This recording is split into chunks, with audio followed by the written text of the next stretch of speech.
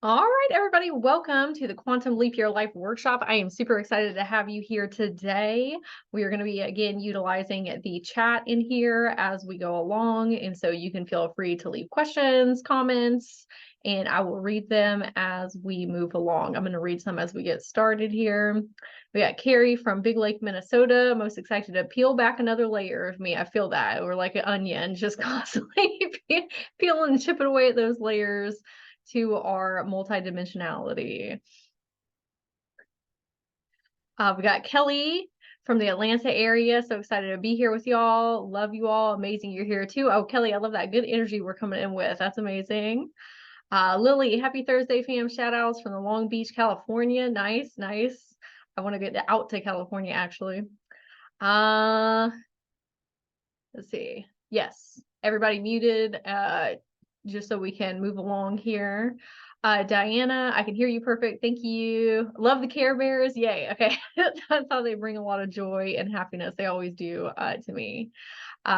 Kelly, I'm so freaking proud of us all for being here. Yes. Kelly on TikTok. Yep. Yep. Amy, I'm excited to be here in a space with like-minded individuals. Yeah, it's always great to be around other people who are self-aware, beautiful star beams. All right, we're going to go ahead and jump right in here. So kind of our itinerary for this workshop here today is we're going to be talking about the quantum shifting process and what that looks like, because that goes right in tandem with the goal activities that we're going to be doing. We're going to be talking about short-term goals, long-term goals, but the quantum shifting process really is about getting your energetics in the right frequency and your consciousness to become the person to download the right action steps and to take action on them. So we're going to be talking a lot about how to align your thoughts, feelings, and emotions before taking those action steps, getting in that nice feminine energy of receiving, and then taking more of that masculine energy steps towards your desires. Oh, and then we're going to take a short break before we get into the goal setting activity, so everybody can kind of energetically reset, and I can get everybody's names in for the giveaway. So make sure you stick around to the end, because that is when we are going to be doing the giveaway. Okay, here we go. Okay, what is the quantum shifting process? Y'all are also going to see me drinking a lot of water while I'm talking, so make sure y'all drinking water too.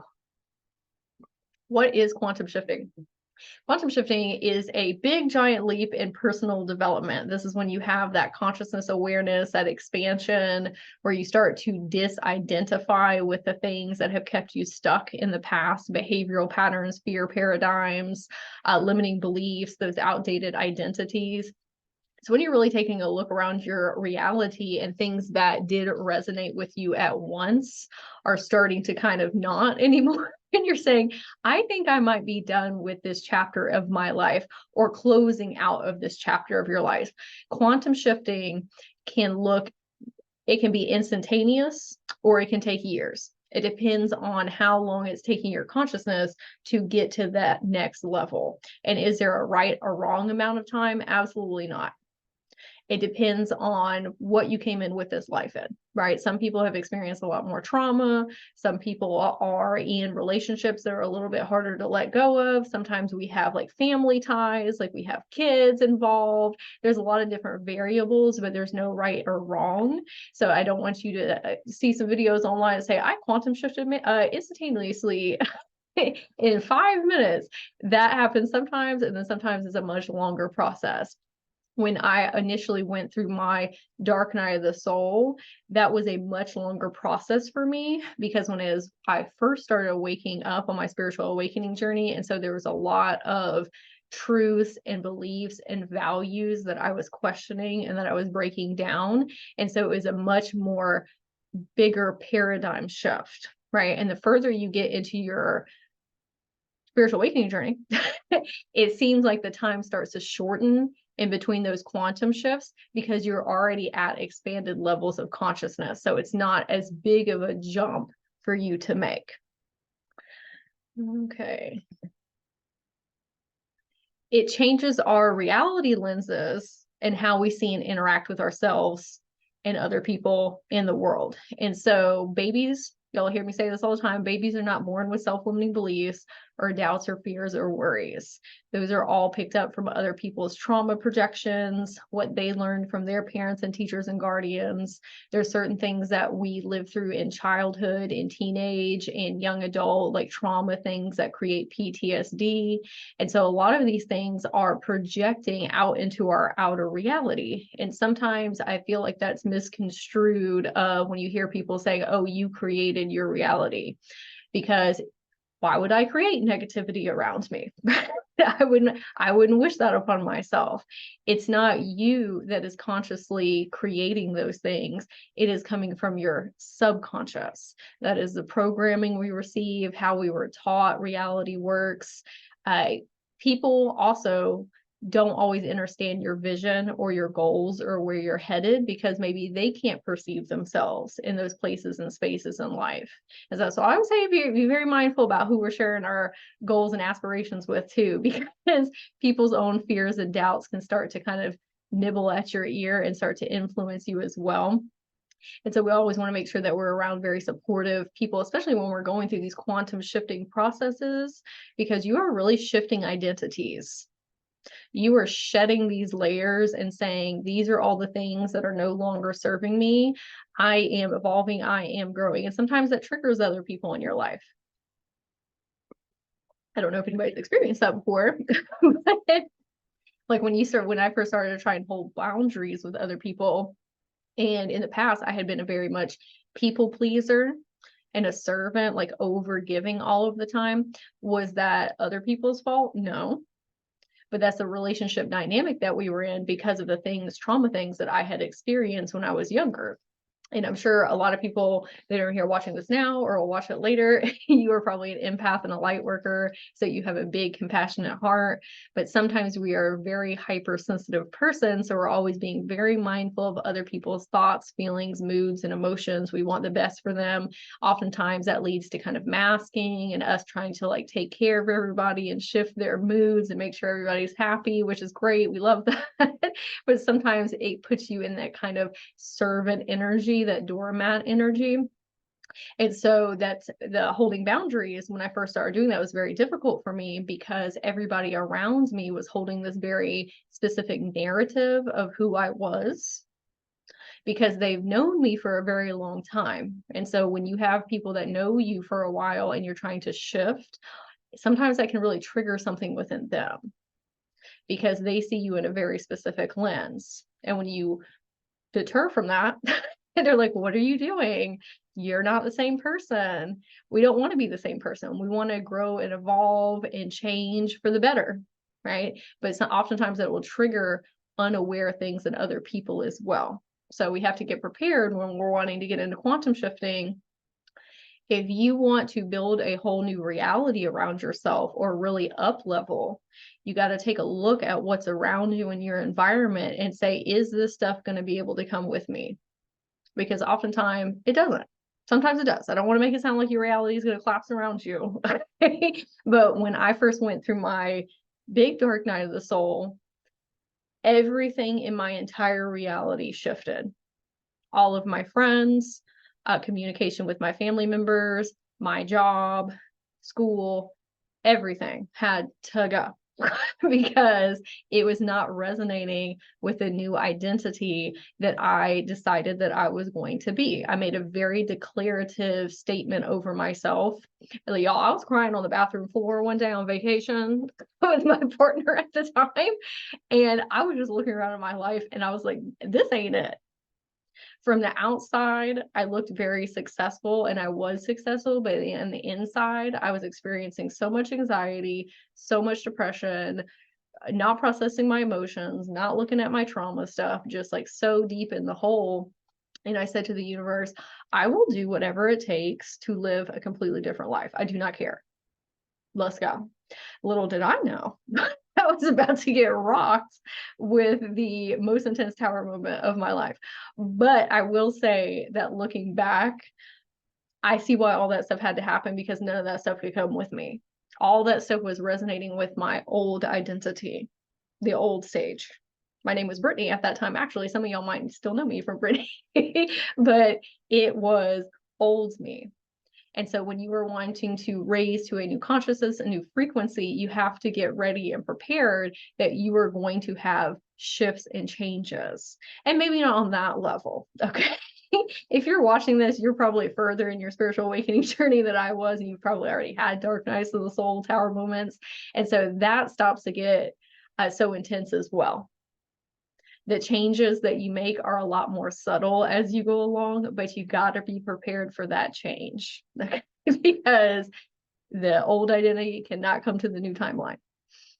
Okay, I'm going to check our chat here because I see y'all talking in the comments. So we'll see what we have here. Okay.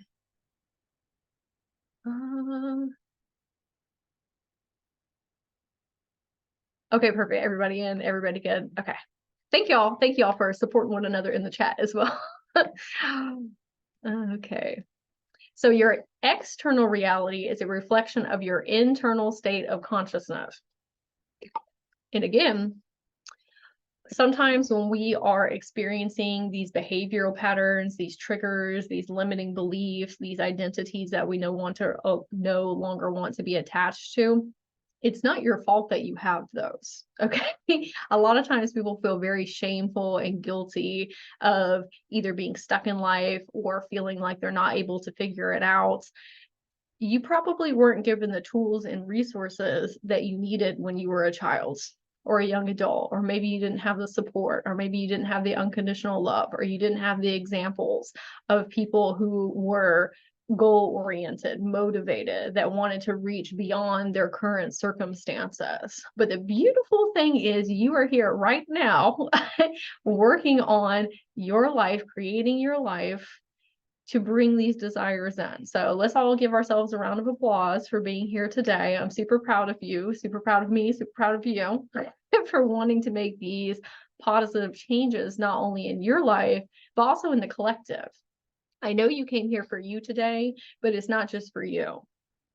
When you are prosperous and abundant in your life, you are helping everybody else thrive in theirs. You are a beautiful star beam, as you know, I like to call you all beautiful star beams, but your light is so shiny and bright that everybody that comes in contact with you is forever changed. Even when you are in a negative state, okay, when you have these beliefs running, you are still a super compassionate, loving, warm person, very empathetic. You want the best for humanity. You want to get to this unity consciousness level. You're actively working on yourself. You are self-aware. You're breaking generational trauma. That's amazing. Because the other thing I want to say with this workshop too is we're going to talk about goals. Okay. I love talking about goals. I'm a very goal-oriented person myself. But what we don't want to do is come in with the energetics of, oh, this is going to get my life together. Because that is coming from a place of lack and scarcity. The place that we need to be coming from is, I am a whole being exactly where I am in this moment right now. I am already successful because I am existing. I am a beautiful person now. I have gifts and talents to offer to the world now. Okay. So I want to make sure that we don't get wrapped up in, oh my gosh, I went through this thing with Sage and now I have all these goals and now I feel overwhelmed and overstimulated and I got all this stuff I need to do. That is not what this workshop is about. This workshop is about helping you remember that you are the creator of your reality, that you are already making forward movement simply for being here, okay, and that you are enough. And that whatever we decide to do after that, that's great. But we need to be coming from that unconditional love space and unconditional abundance space. I heard that term this morning and it really changed my perspective on life because I have gotten to a place of unconditional love. Unconditional abundance was a new thing that came in and I said, oh yeah, I am definitely worthy of unconditional abundance. Not having to do things to earn or deserve. Simply being prosperous and abundant because I exist. Okay. Not having conditions placed on that. And that's where we're all trying to get to. We're all trying to get to a place of I get paid to exist and I can live in my passions and be free and experience happiness and joy and bliss. But that also begins with you accepting that about yourself first, because then we're taking completely different action steps after. And we're going to get into that a little bit more. Okay. The universal algorithm. Oh, my camera lagging. Okay. The universal algorithm. So just like your social media, that's how reality works. What you place energy and attention into is what you get more of. And so we have to be mindful about what we are consuming, not only consuming on social media, but who are we surrounding ourselves with?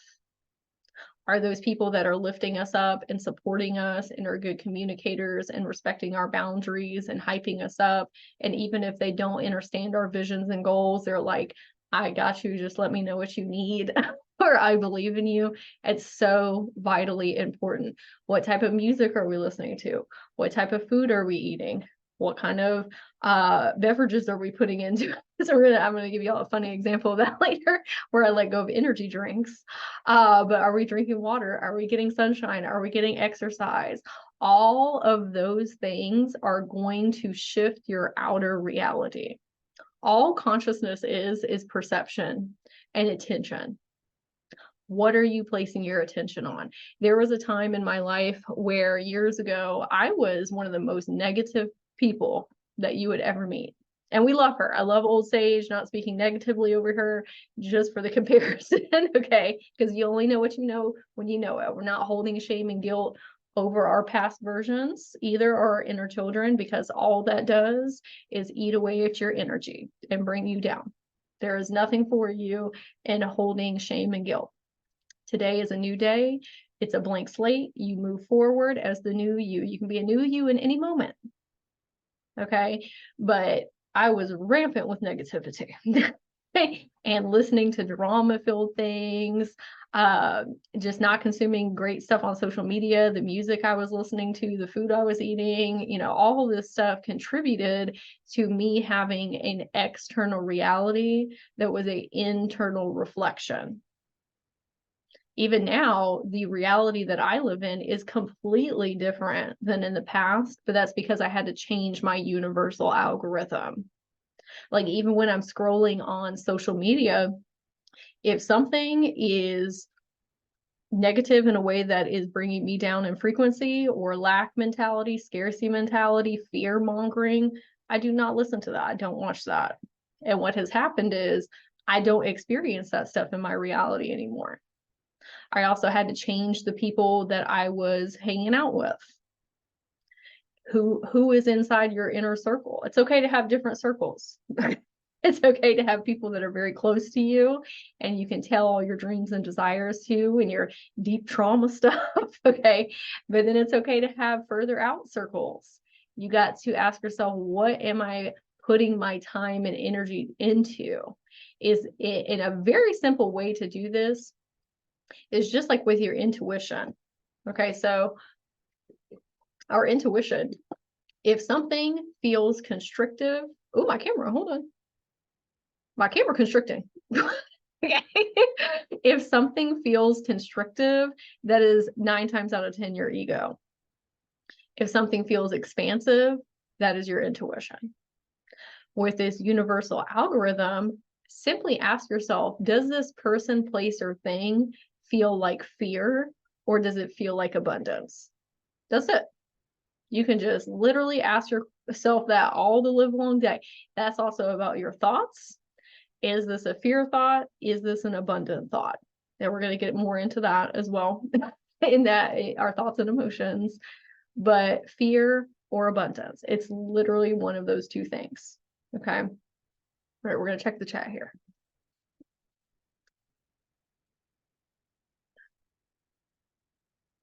Okay.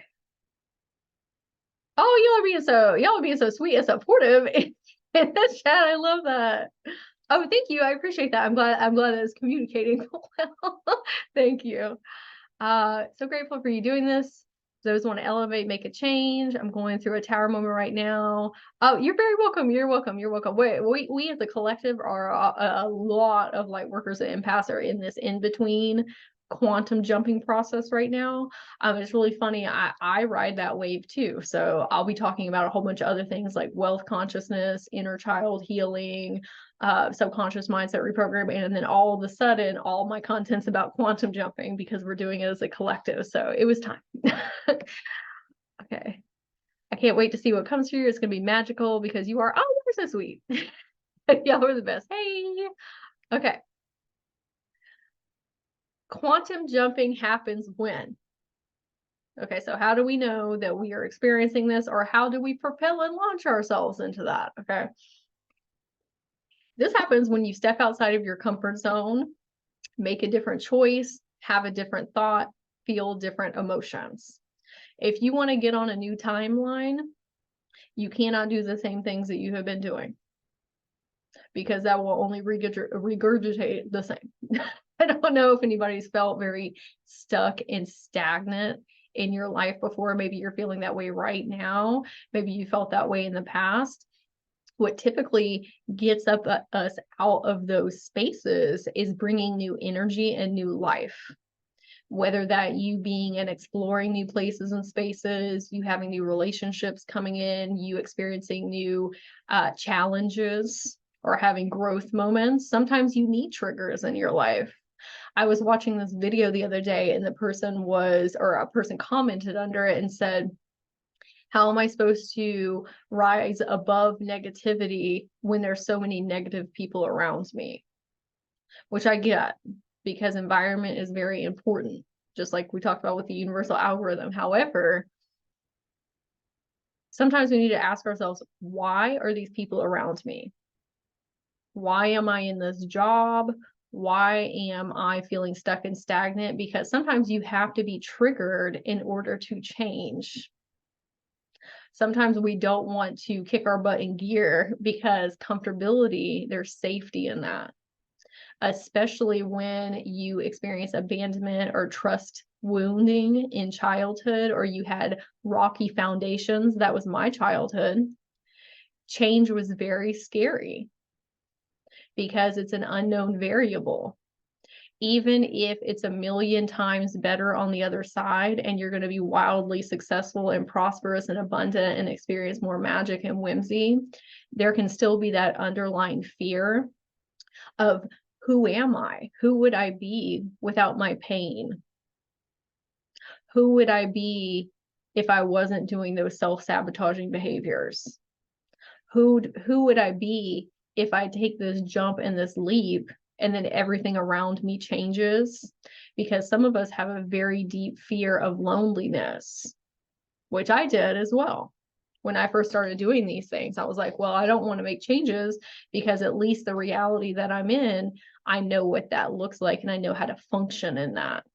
Right. But again, we can't take those things with us. And so you have to make a different choice. You have to have different thoughts. You have to have different emotions.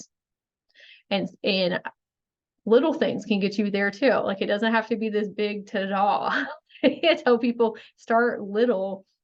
You can simply brush your teeth with a different hand. You can take a different route to work. You can go to a store or a restaurant that you've never been in your town to.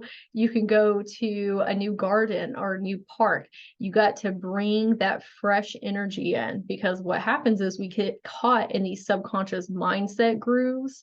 This is where our days start to look the same over and over and over again, and we're not making forward movement. It's because we have accepted being comfortable. It's not fun having your central nervous system kick on and being in fight or flight. Like, I will attest to that. Okay. Like, that's not good for anybody. It brings a lot of fear on. But sometimes you got to become the higher self and push through the fear. And we're going to talk about that a little bit more, especially if it's for your growth and evolution. And I'll give you all an example. Okay. So there's this yoga place in my town, and they were doing trap yoga, which I love trap music. I don't know if anybody else is a fan, but I wanted to go by myself to push myself out of my comfort zone, but I was petrified. I was like, what if I don't like it? What if I look silly? What if, just immediately going to all the negative what ifs, because my identity of somebody who has social anxiety was trying to be at the wheel of consciousness. And the only way for me to break out of that was to make a different choice. I had to come in as the higher self and say, girl, I know that you're afraid to do this, but it is the only way to change. And so I felt like I was going to throw up and just so anxious. And I went, and I literally had the best time ever. It was so much fun. It was so freeing. Like this trauma energy came out of my body because I made that brave decision. And serendipitously, I ended up talking to the instructor of the class, and I told her that I was an Akashic record reader, and she was like, oh my gosh, I've been looking for someone to do that. And then I ended up giving her an Akashic record reading, and she came to my home, which I normally don't do, but this was this was a special case, and it was just so wonderful and such a lovely connection. But I wouldn't have had that experience if I let that old identity keep me from changing. Something that has really helped me when these fears come up and these anxieties is saying, I'm going to be scared either way. Anytime I do a workshop like today, okay, or I do a live, or I host a class, or I go somewhere new, I always feel like I'm going to throw up. I have to turn my air conditioner down in my home because I'm sweating buckets. I question myself. The imposter syndrome comes up. Well, what if you look dumb? What if they think that you're, silly goose? All this stuff. And I have just learned that that is always going to be there no matter what. So if I'm going to feel it anyway, I'm just going to do it.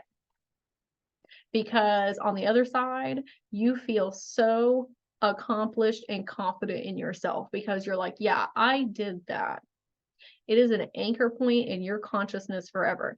That yoga thing that I was talking about, that happened 2.5 years ago. But that forever stuck in my subconscious because it was like, we can do anything. And you start to remember these things and they start to accrue, and you have more anchor points to go back to. And then you become a person that is unstoppable. There have been that I can attribute that to a ton of my success is just doing it anyway. Even if I'm not ready, even if it's messy, even if I don't know if I'm going to be capable of even doing it, I'm going to try. And I have found so much success in that because it has boosted my self-confidence and self-esteem. And I literally know I can do anything that I put my mind to. Not that I want to do everything, but I can. Okay, I may have to take it one step at a time, and that is what this workshop is for, is to help instill that same confidence within you in this process that I'm going to show you. But you just got to face that fear and say, I'm going to do it anyway because I want change in my life. Positive change. Okay. So manifesting in the 3D versus 5D. So when we were talking about getting our energetics together before we take these inspired action steps, is because there's a lot of different terminology that you can use here: higher self, quantum twin, whatever you want to say. That version of you who's living in that other timeline, who has your desires, one, those desires are there because you're capable of achieving them. That is the only reason that your subconscious can even think about them in the first place. Everybody has different dreams, goals, and visions from one another. You have very specific ones to you because what you are doing is you are perceiving through the quantum field, through the etheric field, the Akasha field, whatever you want to call it, and you are already connected to them. That version is out there saying, I'm here and we did it. We're already there. It's up to you in the timeline that you're in on whether you make that jump. And so you have to get yourself in a consciousness level to make that jump. So you have to embody the energetics, you have to have the thoughts, you have to have the feelings, you have to frequency match to that higher self or quantum twin in order to become them. Because the action steps that you are taking right now are not the same action steps that that quantum twin would make. Maybe you're here now, so you're probably ready to make that jump. Okay, but that's where we get in these patterns and we get stuck in these loops, and we're not making forward movement because we're making much different decisions and having different thoughts and emotions than this version of us over here. So that's what we're going to do today, is help us get in that energy and align with that frequency that we need to be at. That's why I always talk about getting in your imagination and manifesting from that place first before we take action steps. You have to be able to envision yourself there first. What would it be like if I, in my imagination, was in that dream home, or I had that dream car, or in my dream career, I had that money in the bank that I wanted? We have to be able to conceive that in our mind first. Can you place yourself there? Because when you do that, you're shifting your energetic frequency. You are finding the vibrational coordinates of what frequency that you need to be on in order to shift into that person. You're finding them out in the etheric fields. And the more that you go in your imagination first before taking the action steps, you start to get accustomed to that frequency. The channel to that quantum twin or your higher self opens up even more and more, and that's where you start getting more downloads and intuitive pings. You know, has anybody ever like all of a sudden be like, oh my god, I just figured it out? Or, oh, maybe I should try this, and it just seems like it kind of comes out of nowhere? That's future you. Okay, you have gotten your consciousness and your channels open enough to be a frequency match to receive those things. And the more you do it, the stronger it gets. That's literally how I have manifested so many things in my life, is first getting in my imagination, staying there as long as I can. And I stay in there for longer periods of time. And then all my actions start to shift. My outer reality starts to shift. I start getting new ideas, new downloads, and all of a sudden I'm there. Right? Sometimes it's quicker than others, depending on what your goals are. Okay. That's why we're going to work on tangible ones while we're here together today. But the type of manifesting that we have been doing in the past, very, very 3D, very masculine, not checking in with our energy beforehand, and just action steps, go, hustle and grind. That's a new word, grustle. Hustle and grind and make that happen, which works. It does work. That is the type of manifesting that I did for the majority of my life. I was an extremely motivated person. I have always been hustling towards success. But I can tell you that that is not a fun way to do it. It leads to burnout, overstimulation. It leads to a hamster wheel that you will forever be on. It's like, let me accomplish this goal, and then what's next? Like, you don't even get time to revel in it and enjoy it, because that hamster wheel just makes you want to get to the next thing immediately. But that's because you're not shifting energetically. You are shifting externally, which will leave you feeling void internally and will keep you on that hamster wheel. So we really need to embody the emotions that we want to feel, because at the end of the day, we're going to get into that in a second, but at the end of the day, emotions are everything. That is what is up underneath all of our manifestations. It's not actually about the 3D tangible thing, because let's say that you're manifesting one thing, a home, for example, a house. You could hyper focus on that house and work on that every single day, and hustle grind on that, and eventually get it. But if you don't shift that energy inside, when you get that, it's not going to, you're just going to be like, okay, well, now I need a bigger one. If you focus on, wow, that home would make me or bring me feelings of like peace and happiness and joy and bliss and serenity. Can I feel that now? Where in my life am I already experiencing that? When you do that, one, you are shifting the energetics inside. And so you stabilize as that type of person who feels those emotions all the time. But you open the window of opportunity and the portal of possibilities for the universe to bring you a huge assortment of other manifestations, because you're not hyper focused on this one thing. It's like, oh, you like happiness, you like joy, you like peace and abundance and prosperity and magic and whimsy. Let's recalibrate your whole entire reality instead of just this one thing over here. That is the difference between manifesting in the 3D realm and manifesting in the 5D realm, or quantum manifesting, if you will. Okay. All right.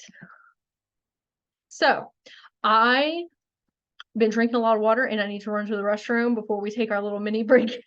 I had to take one beforehand. So if you will just pause for me for just 1 second, I will be back momentarily and then we will check the chat. Okay, so I'm going to pause our recording here. Okay, thank you all so much for holding for me. I appreciate you. Okay, we're going to check the chat here before we move on. Oh, I tried to do it with my finger. It did not work. Okay, I'm totally using Grussel from now on. Yeah, okay, we coined a new term today. And so if you want to take that with you, it is for everybody, okay? Yes, thank you. It helps so much to learn about quantum manifestation for sure. It's so much easier to manifest with your emotions than anxiety and fear and overworking yourself. Yes, got to take care of the body. Absolutely. Honestly, that's been my hardest thing, taking care of me and not just everyone else. You're so right. Now that I am loving me, it's happening, all of it falling into place. Yes, I will say that in the past, when I was doing lives and workshops, if I had to use the restroom, I would be like trying to hold it. And now I'm just like, I need to be optimal me in order to lead. So if you want to take that with you today as a nugget of wisdom, do what you need to do for you. Okay, so you can show up for others with full cup. Okay. Oh, you're so sweet, Brittany. Thank you. I appreciate you very much. Peeped a line on her search engine in the bottom left. Oh, yeah. I didn't even notice that down there. It's probably for the Lions gate. Or maybe not. I don't know why that line's down there, but, you know, synchronicity. My mind is already blown and we are just a few slides in. Okay, good. I'm glad to hear that, Tyler. Yay. Okay. So here we go. Okay, so embracing your ego and your self-limiting beliefs. One of the things when I started my spiritual awakening journey that I would hear all the time, and again, these are all my experiences and the things that I've worked on with my clients and things like that. Use your intuition and discernment when I'm saying anything that I'm saying, like always question things. Okay, even the things that I'm saying. Always run things through your own filter lens. I always like to say that in my workshops and my lives, because everybody has different truths and values. We can always find a little bit of truth in everything. So just make sure you're checking your discernment filter. So embracing your ego and self-limiting beliefs. When I first started on my spiritual awakening journey, I kept on hearing these things about ego death and that, oh, you need to get rid of your ego. It's like this horrible thing that's trying to take you down and all that stuff. Okay. So from my work on myself and with clients, I have realized you don't want to do that. Okay. Because that's part of being a human being. You came here for a very specific purpose, for very specific experiences, for growth and evolution. If you don't have an ego, you're not going to grow. You have to have contrast. If you would just stay at the same consciousness level 24/7, if you did not have a backboard, just like with your limiting beliefs are there to help you grow. They actually love you very much, your ego and your limiting beliefs, because they love you so much that they're trying to get you to stay the same person because they love you so much. Okay, they're like, I don't know what life looks like over here. How about we just stay here and you let me take care of you?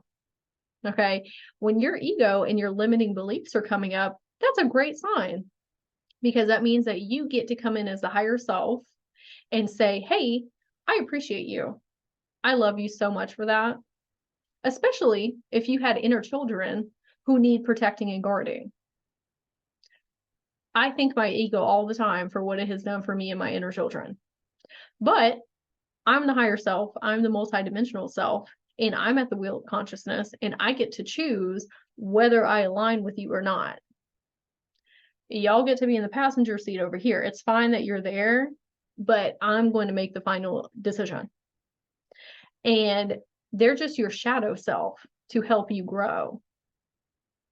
It's pushing you into becoming your next evolution, like a Pokemon. Okay. You got to push through and say, I'm choosing better thoughts. Ego, I know that you're scared, but we're going to do it anyway because you're coming with me. Okay, we're going to talk about that with the inner children too. Sometimes the ego is afraid that it's going to completely dissipate and it's not going to be there for you anymore because it loves you so much. It doesn't want to be left behind. When you are quantum shifting, you are changing into a completely different person. I mean, you are changing on a cellular DNA structure. You are shifting things in your Akashic records. You are going onto a whole new timeline. It's not just you going onto the new timeline, you are shifting into a parallel version of yourself. That is going to scare your ego. It's like, where are you taking us? Why are you trying to become a different person? But that's where you have to come in and say, because it's going to be a better life. It's going to be amazing. You're going to come with me. I'm not trying to get rid of you. We're all going together because I have listened to so many people that are wildly successful in their life. Like I make that a real part of my life of listening to spiritual mentors and teachers and guides who are in places and spaces that I want to be in life. And they will always say that stuff never goes away. The ego, limiting beliefs, you always check those at new levels. Every time that I have raised a new consciousness level, made more money, got a different job, better job, imposter syndrome follows me all the way through. Okay. But it's there because if it wasn't there, you wouldn't be there, if that makes sense. So we want to embrace them and just tell them, though, I have the ultimate decision power. It's fine. You're here. You are not your thoughts or your emotions. You are a being that is made out of a spiritual body, a mental body, a physical body, and an emotional body. And some would say that multidimensional self, that oversoul beyond those things, the creator. Thoughts are just part of your mental brain. The reason that you can decide whether you align with a thought or not is because you are not your thoughts. You are the awareness behind it. Just like your emotions. Emotions are just something that you are channeling temporarily. That's why we have an array that we experience. You might feel great in the morning and you're vibing and happy and joyful, and then you in the saddies in the afternoon. That is because there's so many different variables. We're empaths and light workers, so we fluctuate all over the place. We're connected to the collective grid, the global grid. People's energy fields, affect our energy fields, but those aren't you. You are just energy.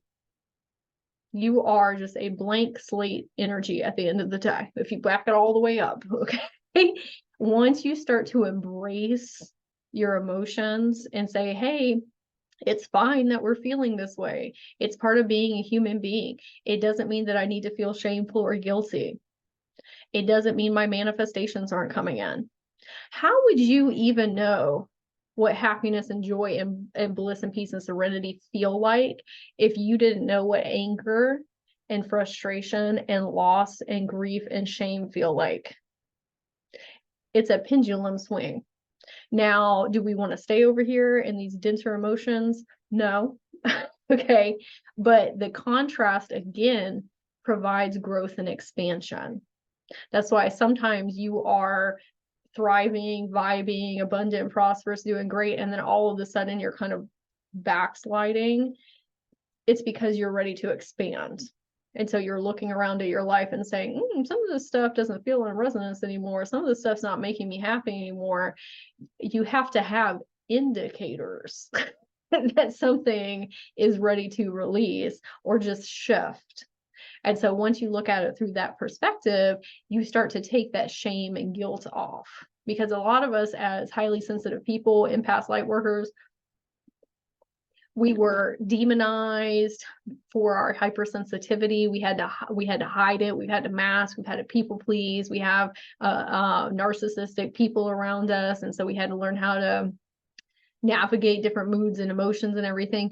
But emotions are the fuel for your manifestations.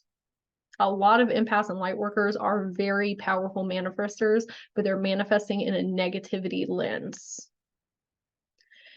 You got to embrace those emotions and feel those emotions and learn how to process them so you can properly apply your manifesting abilities. But it doesn't mean anything against you if you're feeling quote unquote negative ones. So when you are quantum shifting, it can also start to, hold on, my camera. When you are quantum shifting, it also starts to kick up old stuff. Every time that I have made a declarative statement of this is where I want to shift into, I start getting old behavioral patterns come up, old memories come up, limiting beliefs that I thought I cleared, trauma wounds that I thought I cleared. Like all of this intensity starts to happen. And you have two options here. Okay. You can either decide, oh, this means I'm not ready, or this means I didn't do enough, or I'm not enough. Which can be true. Okay, all realities can be true. Or you can say, wow, this is representative of my ego right now, trying to say, hey, let's stay the same person. And I can make a conscious decision to say, I'm ready to shift. It's fine that this stuff is coming up. It's an indicator that I'm letting go and I'm jumping onto the new timeline, because that's what it is, if that's what you want it to be. Life is all about perspective. And sometimes it's been easier for me to catch. It's a lot easier for me to catch now when that happens. When I first started like consciously quantum shifting, I'm like, oh my God, everything's going wrong. All this stuff, when everything was okay for a little while, I had to keep reminding myself, no, this is indicative of me about to shift into the new chapter of my life. And it's fine that I'm feeling these emotions. It's fine this stuff is coming up. It means that it's coming up to come out permanently. It's coming up to come out of my system, because that's what it's doing. When you want to shift into a new identity, you got to think, if you have unprocessed emotions and trauma from the way back, from childhood, when you jump onto a new timeline, that stuff is literally getting pulled from your chakra system and your auric field and your light body to all the way through your records, through your soul contract. So it's intense when you're experiencing those things. It really is. You can go through like an emotional roller coaster, be angry for no reason, sad for no reason. It's just all of that unprocessed stuff that gotta go. But you have to feel it through your physical body, because your physical body holds on to PTSD. It holds on to all of that stress cortisol that's layered and layered and layered and layered. It holds on to unprocessed emotions. It holds on to all that sludgy stuff that's in your chakra system and your meridian lines. So when you make that conscious declarative choice, it's going to come out. So don't get lost in that, oh, I'm doing wrong because all of the stuff is coming up. No, I'm exactly where I need to be, and I'm doing exactly what I need to be doing. And I will stay in this higher observation deck while we are experiencing this. Okay. You can also experience grief while you're quantum shifting, because there's this version of you that you have built, this identity, and it can really feel like you're losing someone. It's losing self. And I'll give an example. So I have been living in the same place for about 5 years now, and I can feel the chapter closing on it. And I've had this Trolls poster, like Trolls, the movie with the little people, on my wall almost the whole entire time I've been here. And the other day it ripped a little bit because my son and I were like playing baseball or something. And I took it down and I started to feel all of these emotions come up. like a huge wave of sadness and grief.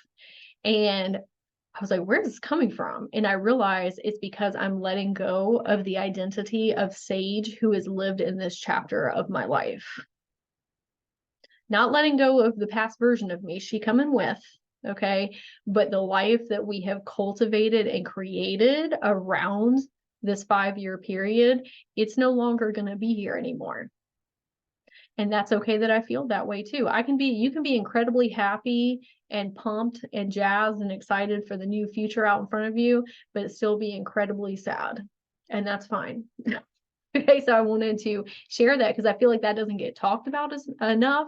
And whenever I bring it up, people are like, oh my God, that's what that is. And I'm like, yeah, it's just you letting go of the old identity and just keep on reminding that your past version that you're pulling away from, that old identity. Hey, we're just letting go of those narratives and those chapters, but you're still coming with me, that consciousness. Okay. I'm gonna check the chat here. Yes, I was just talking about this yesterday. Things that made me happy a couple months ago feel more like a chore now. It's time to make a change. I didn't know how much was going to change. Yeah, sometimes you can have a lot of changes hit all at one time, depending on how different your timeline is that you're trying to jump to. Okay. Oh, that's why I've been crying almost every day. Yeah, you might just be experiencing that grief period, and just remember that's normal and that's okay. That's why I've been feeling that everything is going on is my fault. I did it to myself. Right. That's what I'm saying. When we're going through these things, perception is key. It is, am I doing things wrong, or is it just my reality is not the reality that I want to necessarily be in anymore? Not that there's anything wildly going wrong, but you're just raising your standards. You're opening your channels of receiving. You want more for your life. You want to be in a more expansive form.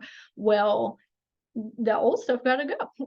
And so it starts to look like everything starts to break down around you, but it's just making room for the new stuff to come in. But there's that void space that we get stuck in, or not stuck in, that we experience, that makes it feel like things are going backwards.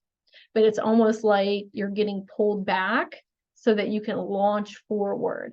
But if you lean into the perception of I'm doing things wrong and I'm going backwards, and now I feel shameful and guilty, you will stay on the old timeline because both realities are true. You can either take it as I'm not ready to shift and I'm going to feel all these old feelings and thought patterns and these beliefs, or I'm going to quantum shift into a new level of consciousness and take that leap of faith on myself.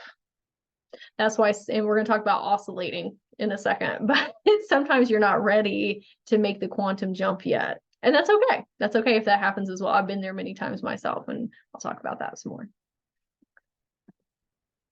Okay. So really what we want to make sure that we do when we're quantum shifting is reassuring our inner children that they are not being forgotten or left behind. I cannot stress that enough, because when I am doing one-on-one sessions with people and they're in the middle of a quantum shift, or in my mentorship programs, and we're going in to talk to their inner children, they are the ones that are typically preventing you from jumping. They are the ones that are throwing up those self-limiting beliefs and those fears and the anxieties, because you probably have abandonment and trust wounds from childhood. And they're like, please don't forget me. Please don't leave me back here. I cannot tell you how many sessions I have done where I go in and I explain to these inner children or teenagers or past versions, that is not what is happening. Okay. You are not being forgotten. We are coming in here to get you, and you're coming onto the new timeline of magic and whimsy and being able to do way more things and be in this more expanded form and feel more powerful and more creative and have more accessibility to wonderful things in life. You are not being left behind. What is being left behind is trauma. What is being left behind is self-limiting beliefs and narratives that no longer serve us. But in no way, shape, and form are you being left behind. I have to do that to this day. Like, just like we said in the beginning, it works like an onion. It works like layers, okay? When you're healing your inner children and past versions, sometimes there's versions of you in here that you haven't even reached yet. And so whenever I'm quantum shifting and I'm conscious that I'm quantum shifting, I'll come in as a higher self and talk to me now. I'll step up into the higher observation deck and be like, hey, Sage, I know that you are very scared right now and that you are in fear, but I want you to know that you are coming with me. Everybody is coming with. I've got you. I love you. This happens every single time. Remember, this happens every single time we quantum jump. All this processing stuff comes up. So it's really important to find that safety and security within. Inner children, most of the time when I'm doing those healings with people, we don't even dig through trauma. They just need to be loved unconditionally and have a safe space to process their stuff. Safety and security is one of the biggest things I see working with people. You do that for your inner children and past versions. When those limiting beliefs come up, when that fear, that shame, that guilt come up, where is that coming from? Ask yourself, who is that coming from? Is there an inner child in here? Is there a teenage me, young adult me that is afraid to make this shift? Can I talk to you? What is making us fearful right now? Remember, you're coming with me. I love you. I got us. Okay. They just need that reassurance that they're coming onto the new timeline with you. It's not them. It's the old stuff that's no longer serving you that's being released. Oscillating between consciousness. So has anybody ever felt like you're shifting and like you got one foot in the door and one foot in the other door, the old, one foot in the new, one foot in the old, and it's like let's just take one day. Okay, today is Thursday. In the morning you'll be like, yes, I am powerful, I'm the creator, everything always works out for me, life's amazing, all the stuff. And then in the afternoon you'll be like, everything is horrible, nothing ever works out, everything is difficult, and you're just feeling all these icky emotions. It's because you're still learning how to hold the vibration and the frequency of the new you. That's why you're slipping back into old you and you're holding the new you. That's the process that I'm talking about, of you reaching through the ethers and becoming that quantum twin version. That is you in that form when you are having those higher consciousness level thoughts. The old you is the one who is living through the fear and the trauma and the projections and the beliefs. And so it's like you're, like, again, oscillating. And the more that you can stay in this higher observation deck and keep reminding yourself of what is happening and all the possibilities that could happen that are magical and wonderful and whimsical, the more you start to become this person over here. But the more you lean into the shame and guilt and saying, oh no, everything's going wrong, the more you stay in the old timeline. And sometimes you're not ready to jump because your consciousness is not ready yet. That's why I say quantum shifting is very determinant on a lot of different variables. How long have you been working on these behavioral patterns? How long have you been working on these thoughts? How long have you been doing shadow work? Like, some people can quantum shift immediately because they're not attached to so many of those narratives and beliefs and things like that. Like, it's much easier. But again, even in different chapters of their lives, it might be harder or easier. Okay, but it's no judgment against you if you don't make the full jump. There have been so many times, and I'll give an example. So I decided that energy drinks, they gotta go. I have been drinking energy drinks since I was 16 years old. Several of them a day sometimes. That caffeine addiction that I had, one, it was a narrative and identity that I was holding because I was like, oh, I have ADHD.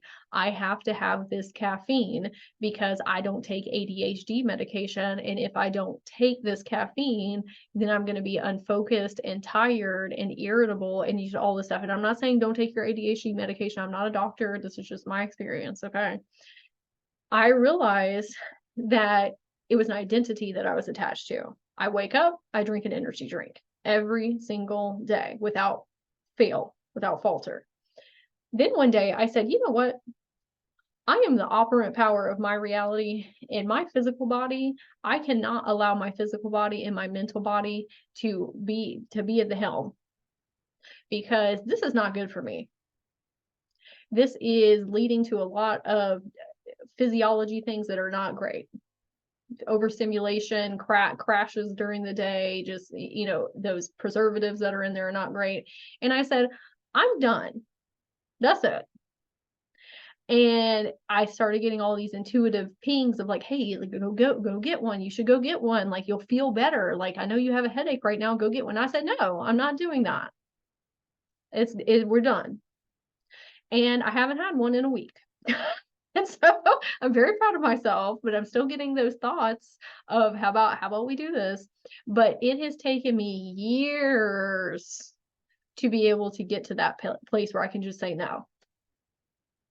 So I don't want you to think that you're doing something wrong if it is taking you a longer to let go of a behavioral pattern or a trigger. If you're actively working on it, sometimes it just takes time for you to reach a certain consciousness level where you're like, okay, that's it.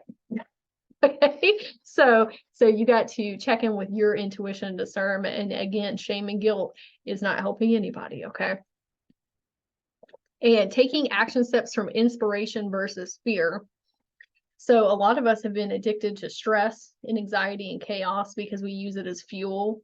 Like, I have been one to wait to do things to the last second because it kicks my butt in gear. And that is not helping anybody, because it wrecks your spiritual body, emotional body, mental body. I think I missed one. Spiritual, mental, emotional, physical body. Because stress cortisol is just the detriment of all. It also creates foggy lens. It constricts you from your imagination and your creativity and your spiritual gifts. It makes you feel very heavy and dense. It makes life feel like jello walking through it. So we have to step away from that as a collective and start making inspired action instead of fear action. And I'm going to give an example.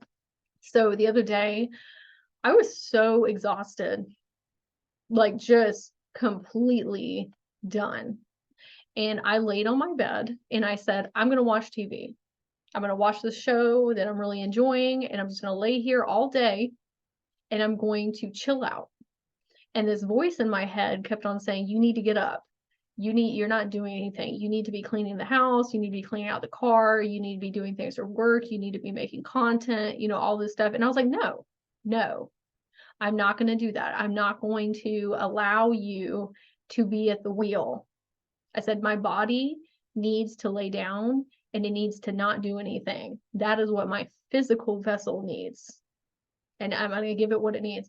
Then this other voice came up and it said, hey, let's go on a walk. Normally, I would say great. Okay, because walks for me help release stress cortisol. They help me get clear-minded. They help me tap into my imagination and creativity. But this time I said, why do you want me to go on a walk? Again, I'm the awareness sitting behind the thought, the mental body. I said, why? And the thought that came up was, because you're not doing anything. I said, no, absolutely not. I'm not doing that. You're trying to shame and guilt me into taking an action, and I'm done with that. I'm not living on that timeline anymore. I am only doing action steps that feel inspired and make me feel good, because I'm not running on stress and anxiety and chaos anymore. That worked in the past, and then it also completely wrecked our lives at the same time, because there's a lag in between you go, and you think that that's working and you think that that's productive. And if you just take a break for a minute, like just a couple days, your body all of a sudden comes to a complete halt and you go through this huge burnout period. And that's what happened to me. And it was a long recovery period for me to overcome that. And I don't want you to have to go through that yourself. Okay, because it is not fun. You literally have zero energy. And so if you can circumvent that and start asking yourself, is this an abundant thought? Is this a lack thought? Is this a expanded thought? Is this a constricted thought? Is this from shame and guilt? Or is this genuinely because it's going to make me happy and it's going to help us grow and evolve? Just ask yourself those self-inquisitory questions. Okay. And I'm going to check the chat here really quick.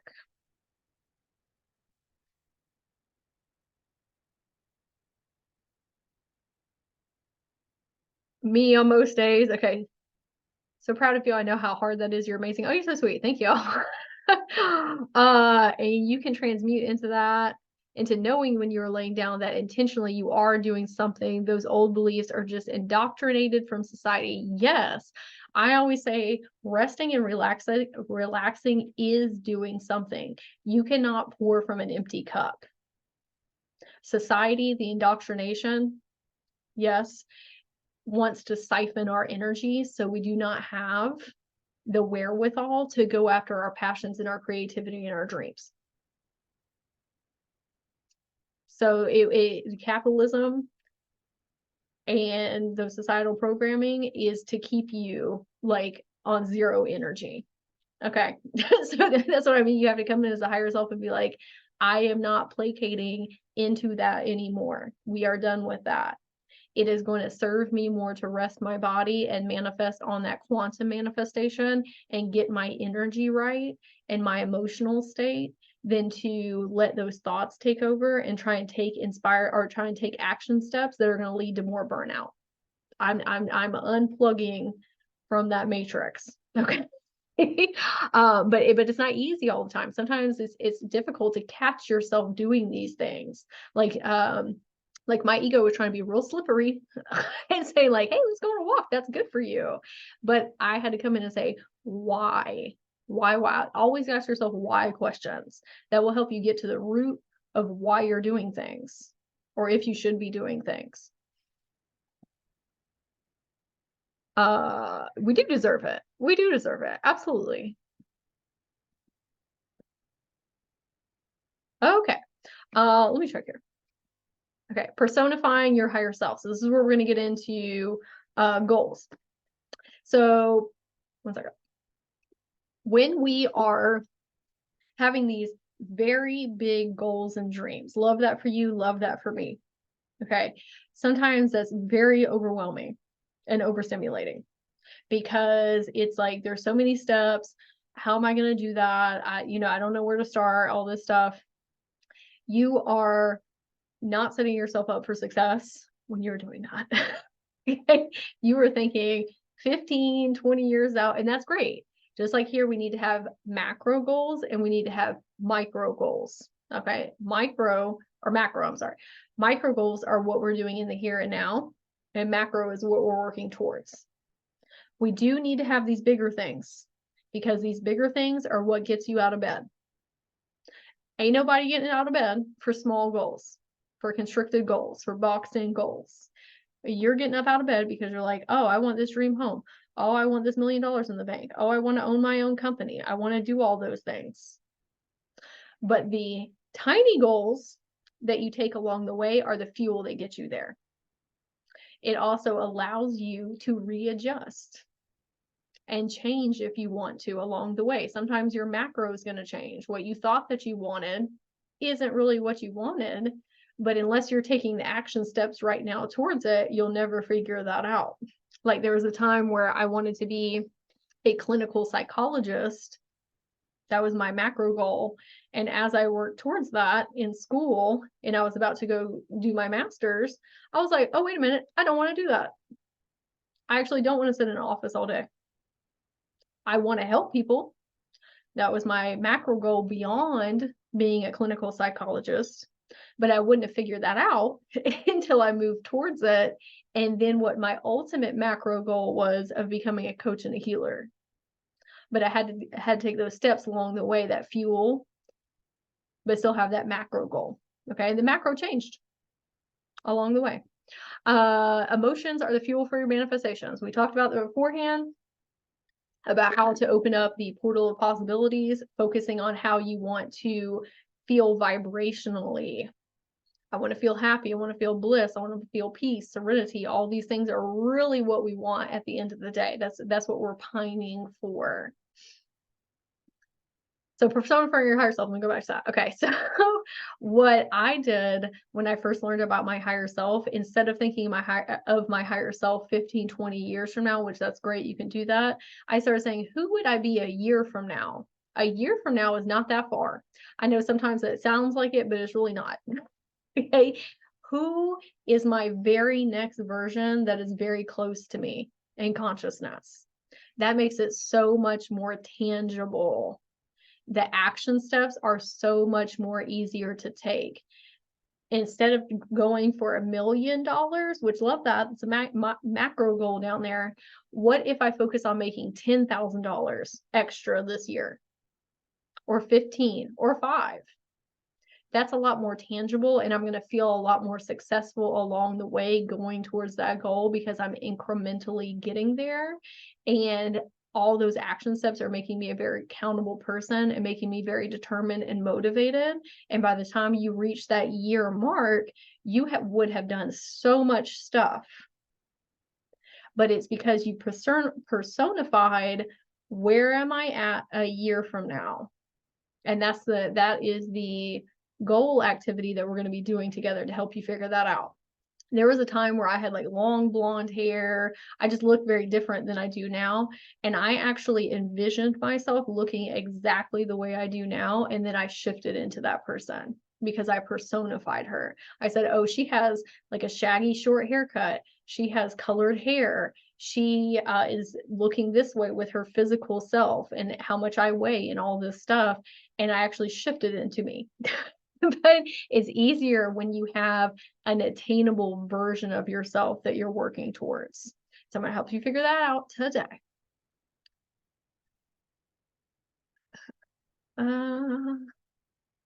Heck yes, we make our own way. Oh, let me go. We can even make our own families. We decided all, absolutely. Oh, you wanted to be a psychologist too? Yeah, I was just like, the office life ain't for me. And also I get to like bend a lot of things being a spiritual coach where you can't necessarily talk about things or do certain things like as a psychologist, a licensed psychologist. Like talk about the Akashic records and the chakras and stuff. Yes, I lost over 100 pounds and a huge part was how I saw me. Yes, absolutely. And you just keep doing this every year. What can I achieve within this year? And you will be surprised at how much momentum you make. Okay. Reassuring your, oh, we already said that. Did I double this one? I did. Okay. Well, okay. So anyway, so we have this, it's called the Wheel of Life. This is a psychology tool, and you can look it up on Google and find one. They're very beneficial because when you are trying to break your life up as a whole, super overwhelming. Like if you're trying to tackle, like, I want a whole new life right now. Okay. Where do I even start? That is so much, and you may have to make a lot of shifts in a lot of different areas, and so that's where we just get overwhelmed and overstimulated, and then we don't actually make forward movement because it's all consuming and it just becomes stress and anxiety, and then we don't want to do the thing. So this is where this beautiful tool comes in, and different Wheel of Lives have different slices. This one right here has like career, personal growth, physical environment, family, finances, romance, health, fun, and recreation. You can literally put anything you want here though. This makes it so much easier because we're working on one thing at a time. And it can be Monday, Tuesday, Wednesday, Thursday, Friday, Saturday, Sunday. When I was trying to get my life together, this was the one thing that really helped me because I was like, I got to make a lot of shifts in all these different areas, but I cannot do it all at one time.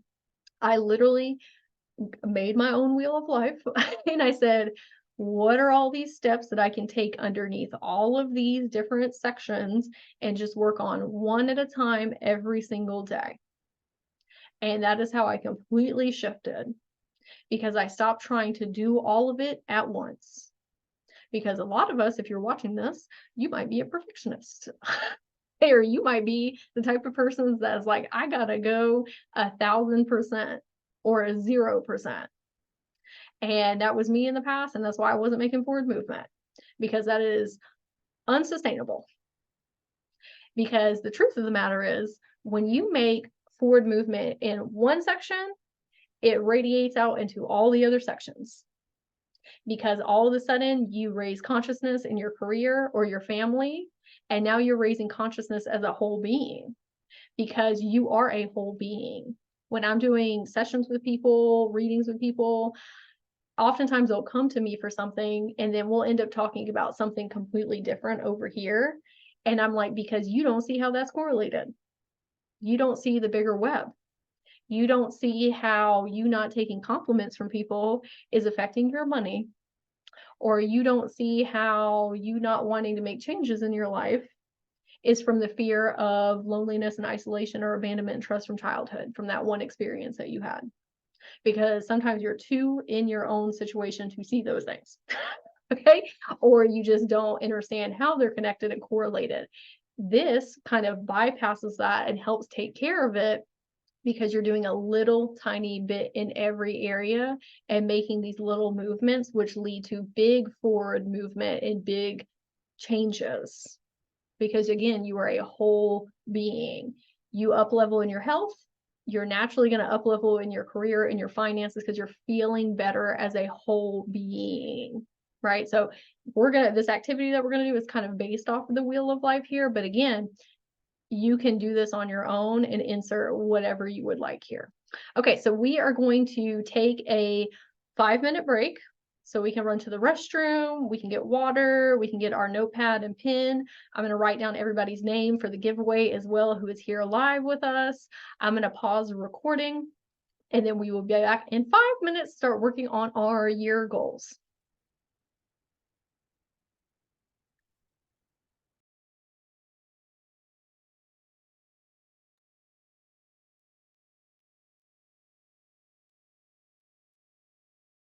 Okay, everybody, we are back.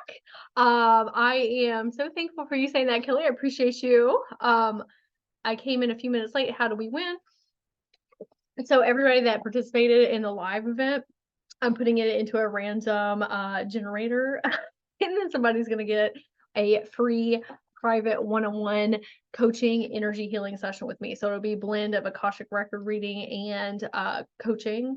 And so you don't have to do anything necessarily. Just if you're here live, I got your name, and I'm going to put it in the random generator at the end here.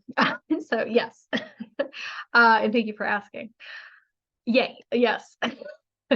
Okay. So I do want to say with this, because I think I missed a slide. I think I actually deleted one. So when we are talking about these goals that we're going to have coming up here, I want to make sure that we are keeping in mind that if we do not, quote unquote, meet these goals completely, that's fine. It doesn't matter. If you are making forward movement and you are seeing changes in your life, that's what matters. You becoming an accountable person to self, and you becoming determined and focused, and you working on your confidence and your self-esteem and knowing what you're capable of. That is the overarching goal that we want to get to, and that we want to shift our thoughts, feelings, and emotions. And so let's say that you have a financial goal of $80,000 next year, and you hit $60,000 where you were making $40,000. We need to have an abundant and prosperous mindset and say, wow, I am one step closer to my goal. Even if I didn't meet it in the year, that's okay. It's more about the micro decisions that you are making that shifts you as a person. Focus on what you are doing, not on what you're not doing. Because if you focus on what you're not doing, or the steps that you haven't taken, like let's say you have a to-do list, and this used to be me. Okay. Oh, let me make sure I'm recording. Okay. Okay, cool. Just to make sure. I would make these to-do lists, and I would overdo it and put like 15 or 20 things on it, and then I wouldn't get it done, and I would feel super shameful and guilty and be like, oh my God, you need to be better. You need to be doing these things. Where you leave something is where you will pick it back up energetically, frequency wise. And so my brain wasn't wanting me to do more things. It was saying, no, that doesn't feel good. So instead, I said, wow, look at these 5 things that we got done. Isn't that amazing? Isn't that wonderful? We are so accomplished. We are accountable. We are making forward movement. That's what I want you to take with this activity, because that is going to get you miles beyond focusing on the things that have not materialized yet. Sometimes you need to work on your internal state first, your consciousness as well. A lot of us, we need strong foundations because we did not come in with strong foundations. We weren't given strong foundations from our family, generational trauma, things that happened to us. We are literally rebuilding a whole new life for ourselves for the long term. Okay. And so you might have these people out here that have these external things right now, and you don't have those yet. But what is happening is you are going to have a much more fulfilled life coming from a better vibrational frequency place, a better consciousness place, because you are working on your foundations right now. That is going to serve you and the people that come after you, if you have kids, or the people that are in your life. It is helping us as a collective consciousness as a whole. Okay, so we're not playing comparison games. You are in competition with yourself. Okay, in a positive lens, a positive light. How can I don't want to say even like be better, because sometimes that can come with some like shame and guilt, but how can I grow and evolve from where I was yesterday? That's what we need to be focused on. That's it. What can I do today? Some of these things, these goals that we're going to talk about, there's a lot of steps. Like me starting this business, let me tell you. Okay. And I couldn't focus on that. I had to focus on what can I do today, even if it's 10 minutes. When I was really making these huge shifts in my life and I was working on that wheel, sometimes people will put a step, but there's actually 150 steps under that one step. And you cutting yourself off before you even get started. Okay, so we need to break it all the way down into as many micro steps as you can possibly think of. Because when you do that, you're setting yourself up for more success. You're like, look at all these tasks I did, these little tiny tasks. Those tasks build forward momentum. When you change into a very accountable person that's like getting it, that is forever with you after that. You start making huge leaps and bounds, but that starts with what can I do for 10 minutes today? Then that becomes 20 minutes, then that becomes 30 minutes. And now you're in a completely different reality just based on what can I do for 10 minutes today? Because you naturally want to do more. But you're never going to get there if you're shaming and guilting yourself and focus on what you're not doing. I completely shifted my whole reality by doing micro steps, and then they became macro steps, and now we're in a whole different life. But I couldn't do that from the consciousness and the anxiety and depressional state that I was in. And I'm not saying that's where y'all are at, but if you are, that would have been my undoing. I wouldn't even be here, because that's too much. It's too much to take on at one time. You don't have to do it all right now. Okay, that's the main thing in this chat. We are trying to break it down as far as we possibly can to make it easier on you. Okay. So with that being said, I'm going to check the chat real quick and then we will jump in. Meet yourself where you're at. Exactly. Different people are in different stages of their life, and something that's a big jump for somebody might be a little jump for somebody, and vice versa. And it's fine. Okay. I have to keep telling myself that daily. I swear I try to do everything at the same time. Right. That's where we get overwhelmed and overstimulated. And now we're resenting making changes.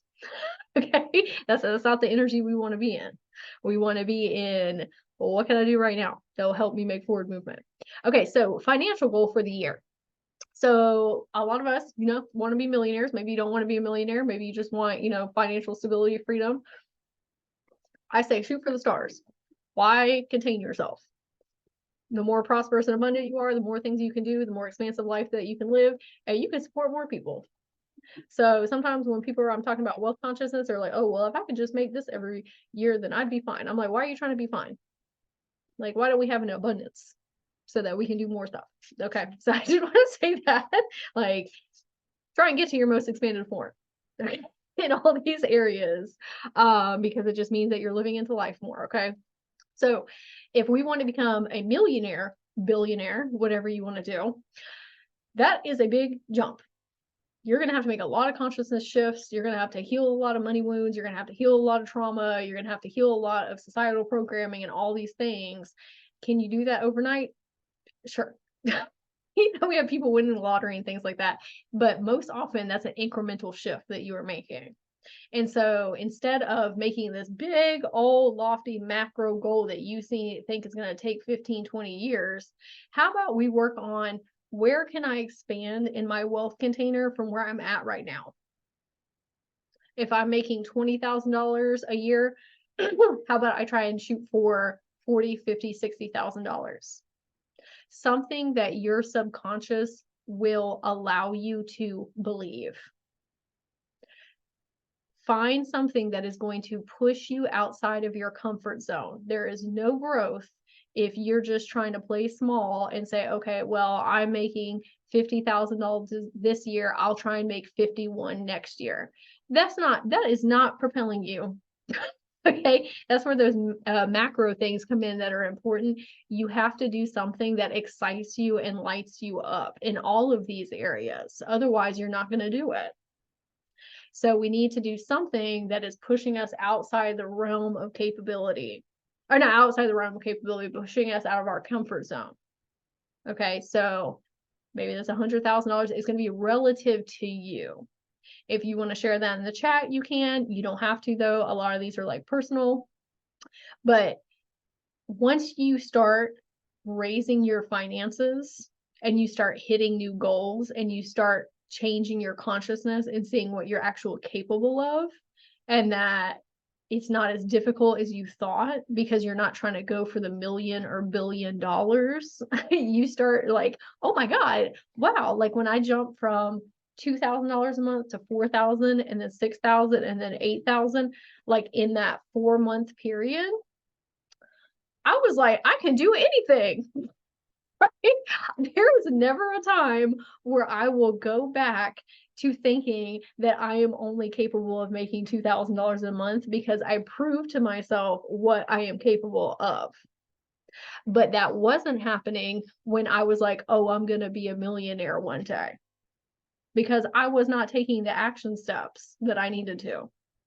I was not allowing space for the consciousness jumps. And that's for any of these goals we're about to go over. They're not going to be this long for each one of them, this chat. Okay.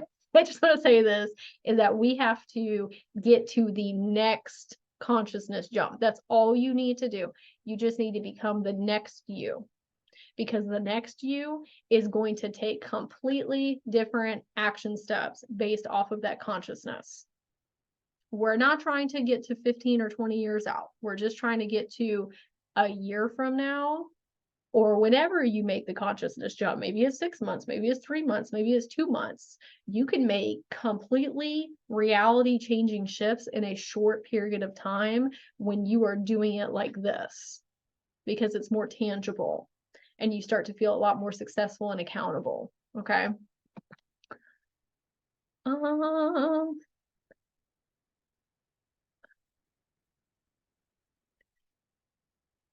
Oh yeah, I was talking about the I can't remember the name of it, but yeah, the thing that helps with you breaking down tasks. Okay, the goblin tools, yeah. Goblin tools for anybody that's neurospicy. It helps you break down tasks. Okay, so I want you to get out your sheet of paper and I want you to write your number. Something that you have not made before and that your subconscious is like, ooh, I don't know. But you say, okay, I think I could do this. Like for me, when I did this for the first time, when I learned about opening up and expanding my wealth container, I was like, okay, I'm making $2,000 right now, and I have no idea how I could make $5,000, but I think I could. I don't know how it's going to happen, but let's try it. And then I made $4,000 the next month. And then the next month I was like, okay, well, I think I can make $10,000. I made $6,000, and the next month I made $8,000. Okay, in that 4-month span.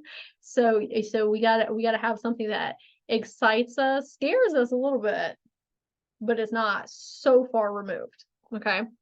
So this is where we start putting the micro steps underneath it on the wheel. We've got financial goal. There's so many different inspired action steps that you can take to get you there. These are, I wanted to give some tangible examples so you'd have to take with you, but you can put anything you want in here. Okay, these are just mine that I threw in. So we can read financial books, look at YouTube mentors, people that are living the life that you want to be in, that you want to live, that are at the level that you want to be at, listening to them. What are the words that they're saying? What is the language that they're using? What is their self-concept?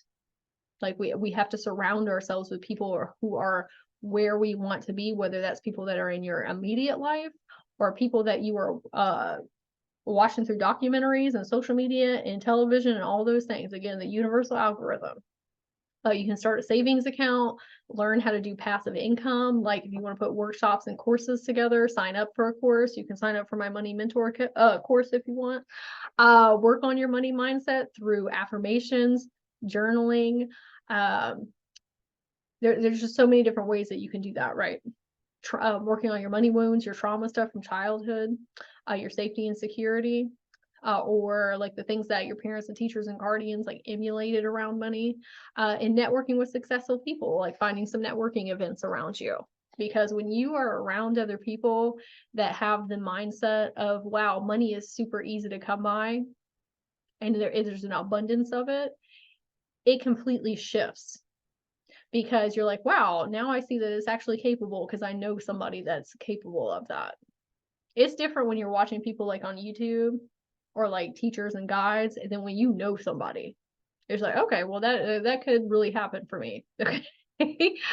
All right, so we got our financial goal written down. And remember, you can come back to these and adjust these. We're just doing this together so you understand how to do this, but these can shift and change, or you can go back and edit. Whatever is okay. I'm going to write mine down too. And I've gone in and adjusted mine throughout the year. And that's okay too. Sometimes you'll hit your goals and then you need to get a bigger goal. Okay. Spiritual growth goal. Do we want to learn a new modality during this year, like Reiki, light language, shamanism? Do we want to start healing our inner children? Do we want to learn about the Akashic records or soul contracts? You can go on a spiritual retreat, implement a new practice like meditating, journaling, join a community class at a metaphysical store if you have one around you, go on more nature walks. What is your spiritual growth goal?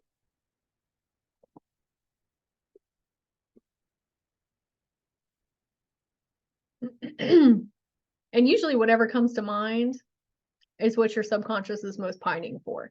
I will also say that as well. Or maybe you want to host a spiritual retreat. There's many different ways that you can grow in these areas. Or get into mediumship or become a pet communicator, whatever whatever that looks like for you, or praying more, or setting up a better environment in your home so you feel more authentic and able to express self. Okay. Health goal. Okay. When we are setting these goals, we need to have very specific things that we're working towards. Because if we just say, especially with like health, if we just say, oh, I want to feel better, that is not tangible enough. Okay. That is not exciting you. That's not getting you out of bed. It is not setting you up for success because there's no marker. There's no like, oh, I want to lose 10 pounds. Like that's something that you can get to where you're like, okay, I did that. Now let me move on to the next thing. So is it eating 3 healthy meals a week, more a week? We don't have to do every single day for every single meal because then that's too much. Again, okay. Break it down to something that's tangible. Do you want to walk 5 times a week? Like I made it a goal of mine to walk an hour 5 days a week. And I've been obtaining that instead of making it 7 because I'm not going to do that. Okay. Lose 10 pounds. start taking vitamins, showering every day. Maybe you want to get spicy and start a pole dancing class. What is your health goal for the year?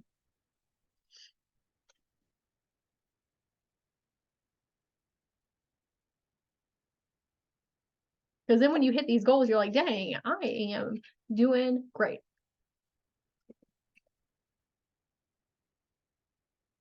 And if anybody wants to share in the chat, feel free to. I know these are personal, so you don't feel like you have to do that. But if you want to, I will read them as well. And let me know too if I'm going too fast through them. Okay.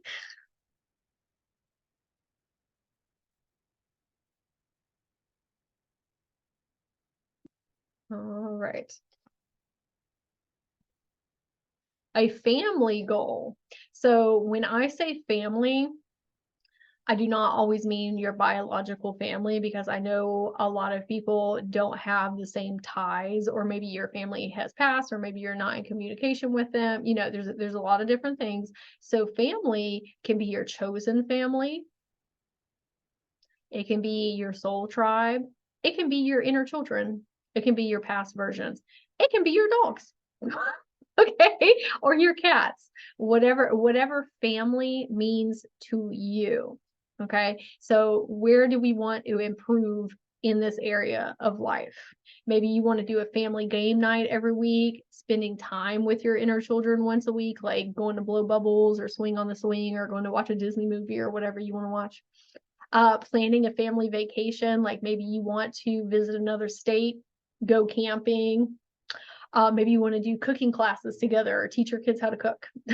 Okay, decluttering your house together, or your car, or doing weekly check-ins, like having family meetings to like see how one another are doing, or like if there's any discrepancies, if you will. I want to get another doggy for my current dog. Yeah, great. So expanding your family. So maybe that's our year goal, and something that we can do is like tangible, is like going to visit different humane societies, or going to get dog toys, like preparatory, getting ready for these things to come in. Love that. What kind of dog do you want to get? I love dogs. I used to actually have a doggy daycare. Like, I love dogs. Okay. Oh, let me write my family goal. Hold on. And again, like, if we're picking something like have better communication with my family, what are we going to do for that? Are we going to have the family check-ins? Are we going to watch some psychology videos together? Am I going to read a book about better communication? Are we going to start counseling? Like, they need to be tangible things.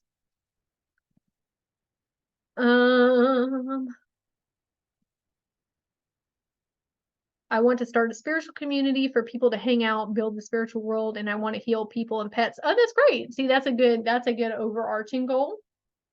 And then what are the tangible steps that we're going to take under that?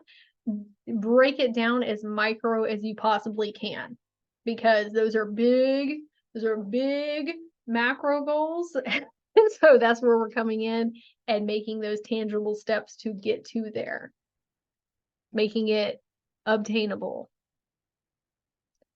Another Chihuahua mix, hopefully a fluffy one. Oh, I love that. I have a Chihuahua. Her name is Molly. I'm about to finish my yoga teacher class. I want to start teaching by year's end. Oh, great. That's awesome. So maybe you figure out where you're going to teach. If you want to be online, if you want to start a website, if you want to start hosting like community meetups, you know, like breaking it down. And congratulations. Okay. So our next one is romance and self-love. Let me write my family goal down real quick. Okay, romance and self-love. So not everybody is in a romantic relationship. Maybe you are, maybe you want one, maybe you're on a celibacy journey, whatever that means for you, or are you just like vibing by yourself? So romance can mean a lot of different things. It can be with a person, desiring a person, or just your own self-love journey. Okay, so whatever applies to you. So there's a couple different things that we can do here if we want to have a partner come in. We can create a list of desires. What do I want from that person? What do I expect from that person? Do I want them to be funny? Do I want them to respect my boundaries? Do I want them to be a good communicator? Do I want them to value my love language? You know, just all these different things. Because when you do that, you're sending that signal out into the universe and saying, this is what I want. And it's also a good checker for you back of, am I being this person? Because you can only pull in what you are a resonant frequency match for. Okay, so creating your list of desires, taking yourself on dates, going to the movies, going places. Like, don't wait for somebody else to do the things that you want to do. Date yourself. Okay, because when you do that, you become the person that's a frequency match for that other person. Go get massages, pedicures, salt baths, things for your self-love journey. Learn about the 5 different love languages so you can better understand yourself. I recommend that for everybody. So you know how you like to give love and receive love. That takes out a lot of communication problems between couples or your kids. Highly recommend. Like, my son and I's love languages are completely different from one another. And it wasn't until I took a deep dive into that I better understood how he needed to be met at his levels. Okay, but that's free. You can find it online, or go on new adventures together. Spice it up. Bring new energy in. Go somewhere y'all haven't been before. Experience something. Like a lot of times, couples get very stuck and stagnant in their relationships because when you first started dating, it's new, it's fresh, it's fun, it's exciting, you're doing all these new things together, but then you stop doing those things and then it kind of like sucks the life out. So like, mix it up, get out there.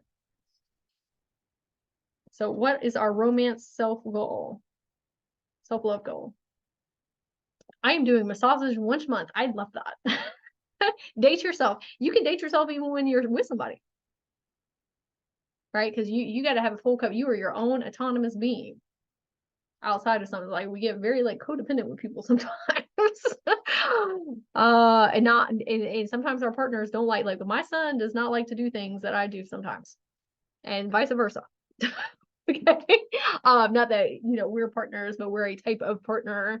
I don't have a quote unquote like a romantic partner right now, but even if I did, like I have in the past, like sometimes we don't want to be doing what the other person is doing, and that's okay. You are an autonomous being. I usually use future Kelly as a way to do it. Like I said, if you do this now, future Kelly will be happy. I love that. I love that. I always say, do for your higher self, do for future you. You don't want to wash the dishes? How do you think future you would feel waking up in the morning and having the sink clear? I've done that before. And then I wake up in the morning, I'm like, thank you, past sage. Like, how great is this? Okay. Hair's done, nails done, everything did. Yes. Okay. Career goal. What do we want in our career for this upcoming year? Do we want to learn a new skill so we can be quote unquote better at our job? Right? Update your resume. Maybe you want to find a new job. Maybe you don't have a job right now and you want to get out there. Maybe this is the year you ask for your raise. Maybe you have been putting that off because we have some self-worth stuff going on. Maybe this is your year. You say, I know what I am worth. Maybe you start your own business, your own Etsy. You start a TikTok account. You want to be an influencer. You want to start a spiritual business.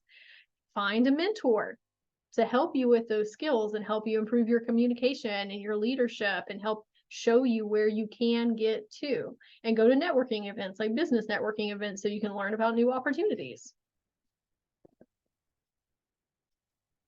Okay, starting a new job. Awesome. Getting my LLC started. Yes. And see, even there with starting new job, getting LLC, there's so many like micro actions that you can take underneath there as well to get you prepped and ready for that. Like getting my LLC started, I'm just going to get on Google and do some research. Okay. Applying for the LLC will be another one. So what is our career goal? Okay, friends and social.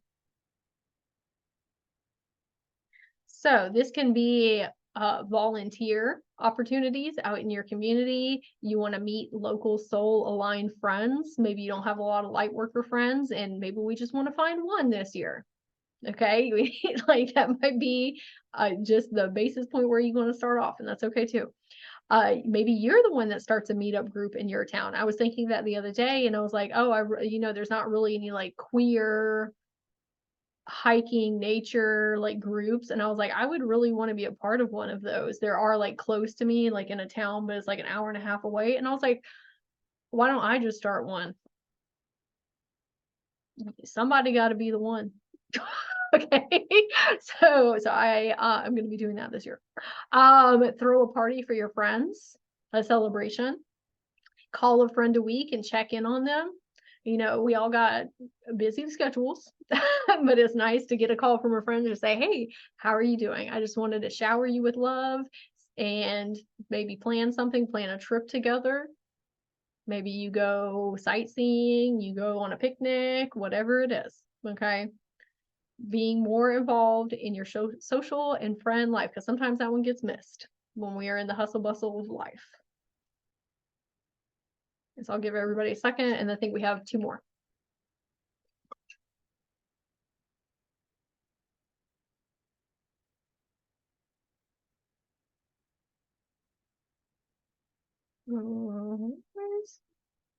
And again, we don't have to be working on these all at one time. Okay. We can pick one a day on a different slice of the wheel and say, what can I do to help me make forward movement in this area today for 10 minutes? Okay. Because when you start making forward movement in one slice, the whole wheel starts turning together in forward momentum. Okay, a travel goal. Where do we want to go this year? This can be you traveling an hour away to a new town. This can be you going across seas. This can be you going to the Grand Canyon. Okay, you going on more camping trips or that family vacation. Where do you want to go? So pre-planning a trip. Let's say you don't have the money, okay? Nothing is stopping you from planning that though. Where are you going to go? What hotel do you want to stay in? What excursions do you want to experience? What places do you want to visit when you're there? What restaurants are you going to go to? Because when you pre-plan, you are telling the universe, I believe that this is possible for me and I am ready. And you will be surprised at how things shift in your reality to help you get there. Okay. So just a pro tip. As somebody who has done that before and it worked out. Okay. Start a savings account. Maybe you want to get a remote job. Maybe you're in a 9-to-5 or brick and mortar right now and you're like, dang, I wish I could just work from wherever. Maybe you start looking into, well, what would allow me to do that? Becoming a travel influencer. Like maybe you start an Instagram or a TikTok, or you start a blog and you can get paid to do those things as a content creator. Watch YouTube videos. If you want to get in the energetic frequency and get to Costa Rica, pre-plan that trip and be watching videos about Costa Rica. Listen to the bird sounds, envisioning, imagining in your mind that you are there, because that is how we quantum manifest. Getting in that frequency for as long as we possibly can. Okay. Get your passport. Maybe you don't have one right now and you want to travel overseas. Well, a great first step to tell the universe you're ready is to get that passport, because that is a different choice that old you would have made. Okay. Let's see here. Okay. Grand Canyon, please. Cross country trip. Awesome. I got a job as a radio. I got a job as a radio DJ and they weren't even hiring. I called them and said they needed me and I got the job. This was years ago. Oh, so cool. I love that. Yeah. The universe wants you to meet it halfway. Okay. That's the thing with manifesting. Ain't nobody manifesting anything just sitting on your couch. I hate to break it to you. Not y'all, just like in general. Because like wishful thinking, love that. Okay. But you got to take action steps. You have to meet the universe halfway. You have to say, hey, I am taking action steps towards this goal, and the universe will, back here, the universe will align you with the opportunities and the experiences and put you in the right places and spaces if you are also moving towards those goals. But oftentimes, like I said, we get so overwhelmed of like, it's so many steps. How am I going to do this? You're not breaking it far down enough for it to be tangible for you, to feel successful and accountable and like you're capable of these things. And so that's why we're doing this and breaking it all the way down. I've been looking to change, and 3 job offers to 18 above. I think you may have to rephrase that, Diana. Or maybe you said took 3 job offers. Okay. Okay.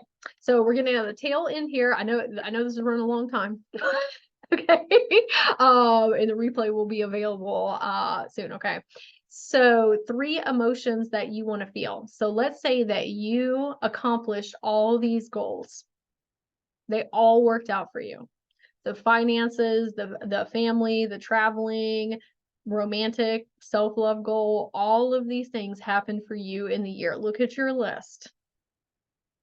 How would that make you feel? These are just a couple of examples here. Okay. Feel free to utilize them if you want, or you may have ones that you want to pin in. Give me 3 emotions, or you can just put 1 in the comments if you want, or in the chat. How would it make you feel to have all of these things?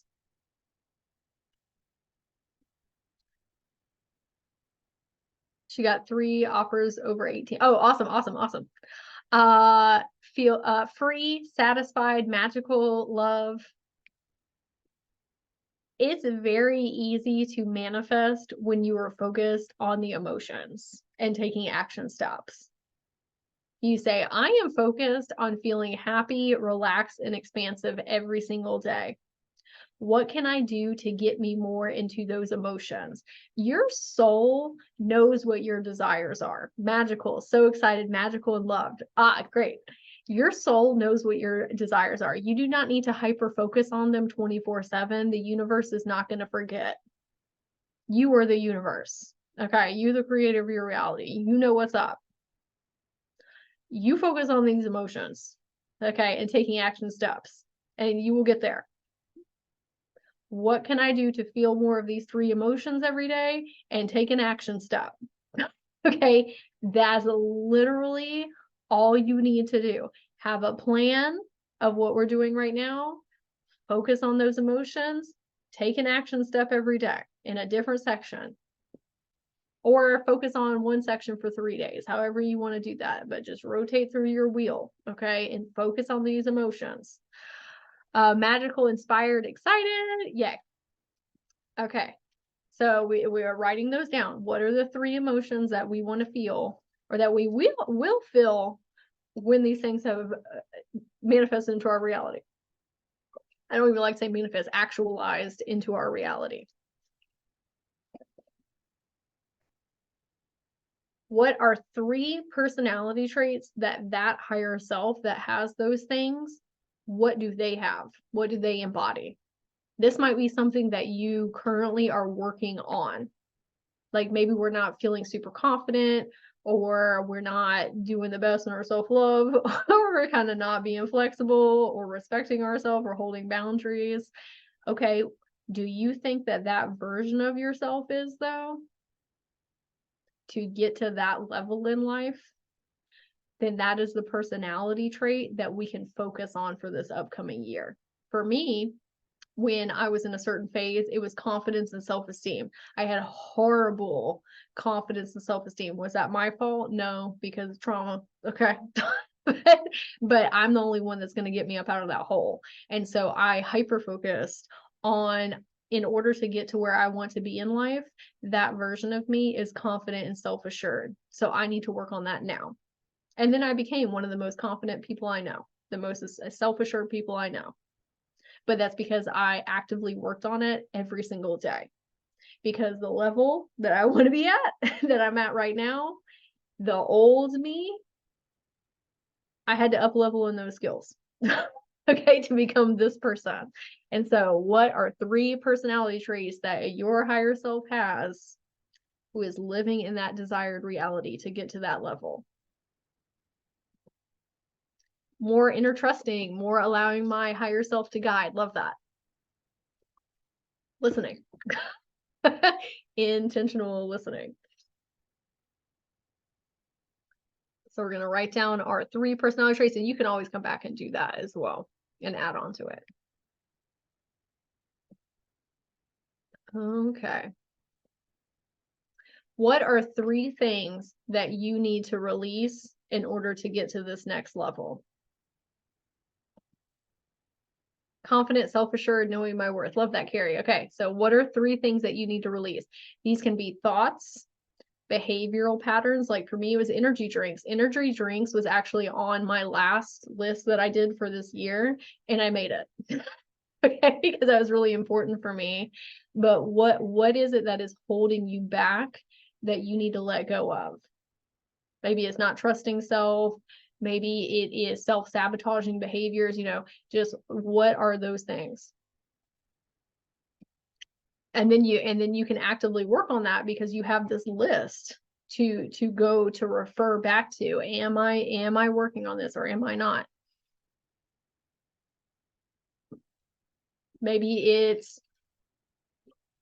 like binge eating, maybe it's smoking, whatever that is for you. Just something that's not a healthy behavior that version of yourself is not embodying. And that's not to shame or guilt anybody for these things. Like everybody has their things. Okay. Everybody has things. And it can be thoughts as well. Behavioral patterns, trust self, and fear of not being good enough. Right. You have to know what these things are in order to shift. Sometimes we don't want to look at them, not you. Okay. But sometimes we don't want to look at them because because we're too attached to that identity. We don't want to make the shift, or we're not sure how to make the shift. And so we kind of just like sweep that under the rug. But unless your awareness is key, awareness is how you make the shift. Even if you don't make it immediately, it's always in the background of your subconscious, like running. Okay. It'll work on it. Your subconscious is like a computer. Okay. Always running in the background. Okay. I have another call I have to jump onto and I have to go. Thank you so much for all this, keeping my fingers crossed for the raffle. Yes, if you're the person, I will reach out to you too. If you have to go, I understand. This is a long workshop. Okay. So it's okay. Thank you for being here. Not being present, especially with my daughter. Great. Yeah. Maybe letting go of not being in the present moment, like letting go of forward thinking or reaching back. Self-doubt, fear of being seen or heard, fear of speaking my truth. Great. I also want to say too, we need to have this list of these things somewhere that we can see it, because if it's just in a drawer somewhere, we're going to forget. We need to put it on our mirror or our wall or a front door, especially for my neurospicy people. If it's in a journal, it's probably just never going to be seen again. Okay. So when I was really working on this, when I first started doing it, I put it on my front door and I put it on my mirror. So every day I would be reminded, okay, I have to pick something on here to focus on today. Whether it's letting go of a belief, whether it's focusing on an action step in one of these slices, whether it's feeling one of these emotions, I need to have this in front of me so I can see it. Okay. What is a new skill that you want to learn? This could be crocheting. This could be pottery. This could be you gardening. This could be you learning about alien contact. And like becoming a historian, whatever you want to do. Okay. You want to become the ancient aliens, the next guy. But a skill that you want to learn, because we always want to be growing and evolving. Okay. Or maybe you want to learn about codependency, like whatever that is, to better self. Maybe skiing. Herbology, love that. Belief that others know better than I do. Yeah, the imposter syndrome. Okay. And like confidence is a skill. I hope everybody knows that confidence is a skill. That is something that you can learn and implement. It's not something that you're always just like born with, either you have or you don't. Like, that is a skill that you can obtain as somebody who has done that.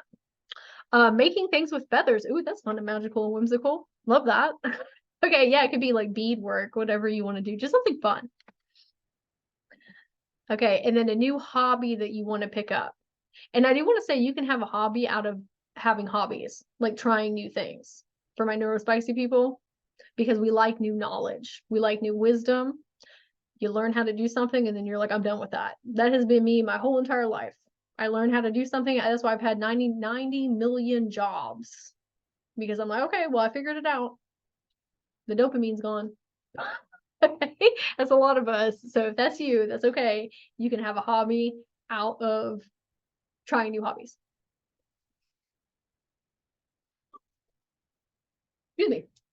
And the skill and the hobby are something that you can look forward to. They're a little lighter vibrationally than some of these other ones. And it's something for your own personal development, because a lot of us are giving like so much time and energy to our families and friends and all this stuff that sometimes we forget about ourselves. And so this is for your own personal development. Y'all are so freaking on this. It feels nice to be around y'all. You're amazing. Oh, yay. That's why coming together like this is so beneficial, because forward thinking people, forward momentum. I had so many jobs. Same. I was like, okay, well, I mastered this. Now what? I like challenges. Okay. Okay, this is our last like goal slide here. And then we're going to be wrapping up in just a couple minutes. So, what are 3 beliefs that your higher self holds of themselves? They're at that level that you are reaching right now. What do they think about themselves? So this is probably somewhere that you need to do work in. Okay, need to do work, but something you need to work towards.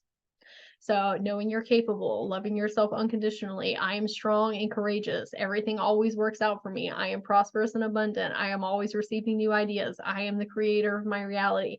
You can insert anything you want here, but I want you to forward think and say, if I was walking around and had all this stuff, all this money, traveling all over the place, in a career that I loved, I have this new hobby and skill, like, what do I think about myself? Very important, because that's how you get that consciousness jump. Because now we have somewhere to contrast against our self-limiting beliefs that we have right now. Is this a thought that my higher self with these desires has? Probably not. Are these action steps that my higher self would be taking? Maybe, maybe not. Is my higher self throwing their shirt on the floor? No. Okay, that was the one that really helped me when because I was really not great at that. I would just throw on the floor. I'd be like, higher self me is not doing that. Okay. You can ask yourself that at any time. Is this a higher self me decision or thought or belief? Okay. All right. And if anybody wants to share one in the chat as well, feel free.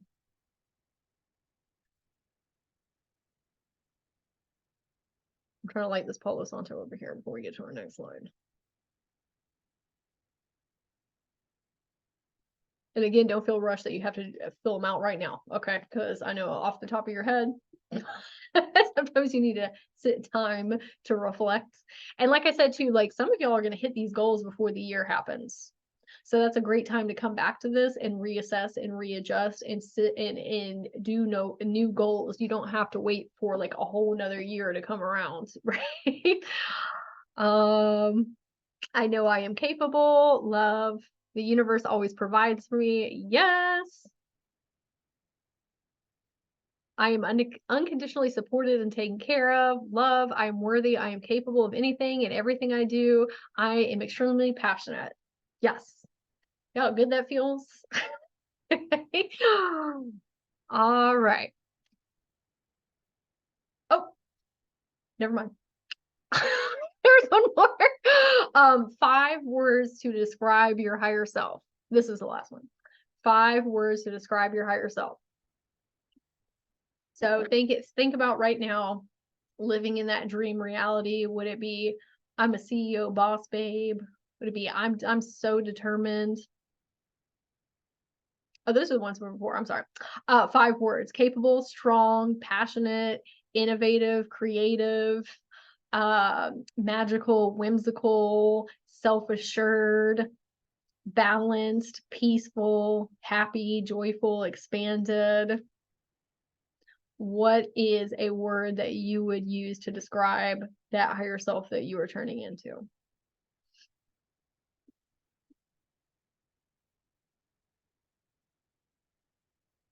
Passionate, capable. All right. So now we have a very good definition of who we are going to be in a year. Does that feel more tangible? Does it feel less overwhelming, less overstimulating? Do you feel like, oh yeah, I can do this? I just need to break it down far as possible to set myself up for success, and then I can show up accountably for self and become this very confident and self-assured person through these micro steps. And also learning a little bit more about the quantum manifesting.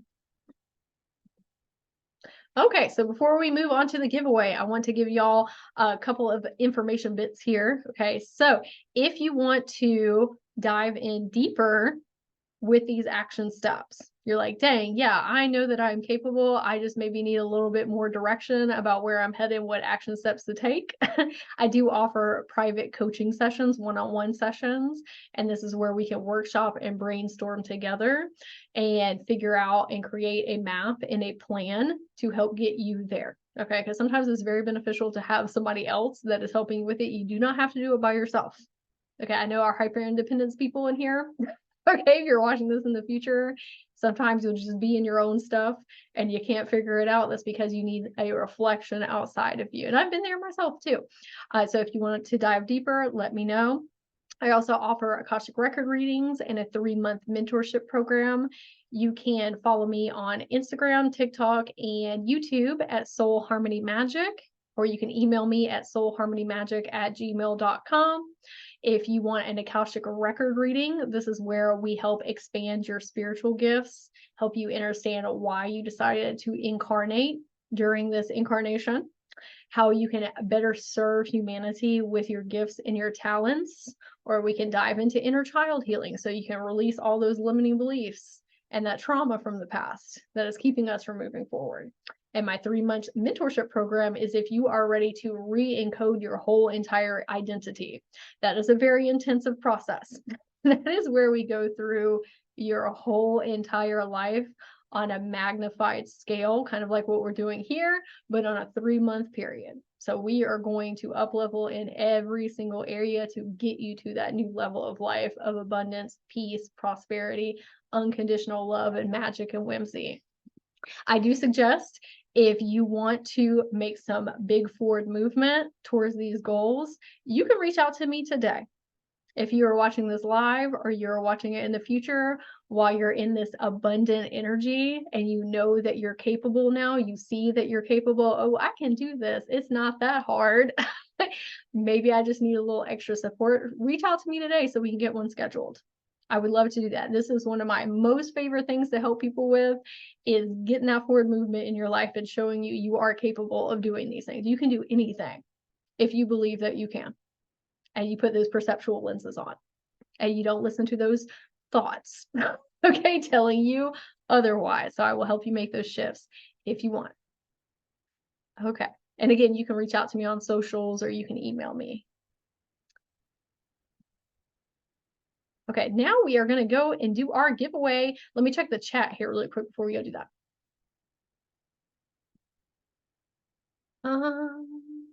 I'm so grateful I attended today. Thank you so very much for doing this. I feel limitless and expansive. Yay! Thank you so much, Sage. I greatly appreciate it. I cried through the session, just really needed it. So much love to you and everyone here. Yay! I'm so excited to hear that. Yay! I wanted everybody to feel capable, expansive, that the portal of possibilities is open for you. It's never too late. You can start today. You can be a new person today. You're not your thoughts and feelings. You are the operant power of your reality. You're the creator of your reality. Sometimes you just need an energy boost. You need somebody telling you what you capable of, okay, and giving you some tangible tools and resources to help get you there. Okay, thank you so much. I always love being in your energy. Oh, y'all are so sweet. I'm so glad that y'all are here today. And to anybody that's watching this in the future as well. I know everybody's on different time zones, so not everybody can attend live, but I appreciate you nonetheless. Okay. Okay, so here we go. Okay, let me exit out of here. Okay, so I've got everybody's names from, let me make sure I got everybody.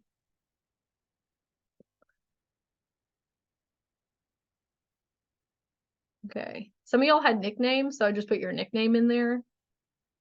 So just know if you see that, that's why. Okay. All right. Here we go. Okay, so this giveaway is going to be for a one-on-one private 90-minute session, and it's going to be part Akashic record healing and part coaching, and we can focus on these goals that we're talking about, or we can focus on your spiritual gifts, helping humanity, focus on inner child healing, whatever you need help making forward movement in your life. Okay, so here we go. Okay, flowers in the comments. I had a feeling it was going to be you because my higher soul said to make that comment about the nickname. And so will you tell me what your first name in the comments is here or in the chat? And then I will get into my email and then send you an email. Love this workshop today. Yay, I'm so excited to hear that. Yay. What is y'all's biggest takeaway from today too? Oh, hey, Shelby. Okay, Shelby. Okay, I will look you up on the email list. To slow down and remember to take care of me. I love that. Yay. Okay. Oh, you're welcome. You're welcome. Yay for Shelby. Yes. But yeah, let me know what y'all's biggest takeaway is, whether you're watching this live or you are wanting to reach out to me on social media. I would love that. It helps me with next workshops and lives that I do. Oh, yes. Flowers for everyone gives a lot. I'm so happy that they won. Yay! I'm so happy to hear that. It always works out synchronously, like who it's supposed to be for, who it's meant for. It always works out that way. But it was a joy having y'all all here today. And if you're watching this live, I hope, or watching this in the future, I hope you enjoy as well and get out a lot out of it too. That I am fully capable of manifesting my dreams into my reality. I just need to slow down and take smaller steps to not burn myself out or overwhelm myself. Absolutely. Because like I said, I was the one to be like, I got to go a million miles per hour and fill my plate up 24/7. And that is a lot. Okay. Okay. Oh, this thing. Okay. I'm trying to read this, but it's skipping up and back here. Okay, writing down goals and ideas makes it that much more tangible. Thank you, Sage, and everyone so supportive in the chat. I love how you are supporting one another. Take smaller steps. That I likely need a coach to help me. Sometimes we do. That is what I'm here for if you need. And even if it's not me, not every healer and coach is for everybody. I totally understand that as well. Okay, different vibes, different energy, different methodologies and beliefs and stuff. But reaching out to others for support is really helpful because we be in our own situations and sometimes can't always see the steps that we need to take or how things are interwebbed or interwoven with other. I need help in my life. Thank you. I know not everyone can, but I'm going to send a tip. You're so special, Sage. Oh, you so thank you. I'm receiving that. I'm receiving love from everybody, and I appreciate y'all very much. Thank you all for hyping me up and giving me all the love and support. It's a two-way street, and I appreciate it very much. This is why I do it. So everybody can grow and thrive together. Okay, everybody. I hope everybody has a wonderful day. If y'all have questions about the things that I talked about, or you need me to like expand on it as well, always feel free to reach out to me on social media, on my Instagram, TikTok, YouTube, wherever. Okay, or email me. I'm all over the place. You rock. Thanks so much. Much love to everyone here. Yeah, sending everybody a big hug. Good vibes today. I'm wishing you the best on your goal journey and quantum manifesting. You got this. We are all headed towards this new unity consciousness. And manifesting being a lot easier coming up because we have been doing the work and raising our consciousness and getting ready for this new paradigm that has already started setting in. Some of y'all might have been feeling that on the Lionsgate the other day. Yes, big hearts to everybody, big hugs. All right. All right, everybody. I hope you have a wonderful day, and I will see you for the next one. Bye.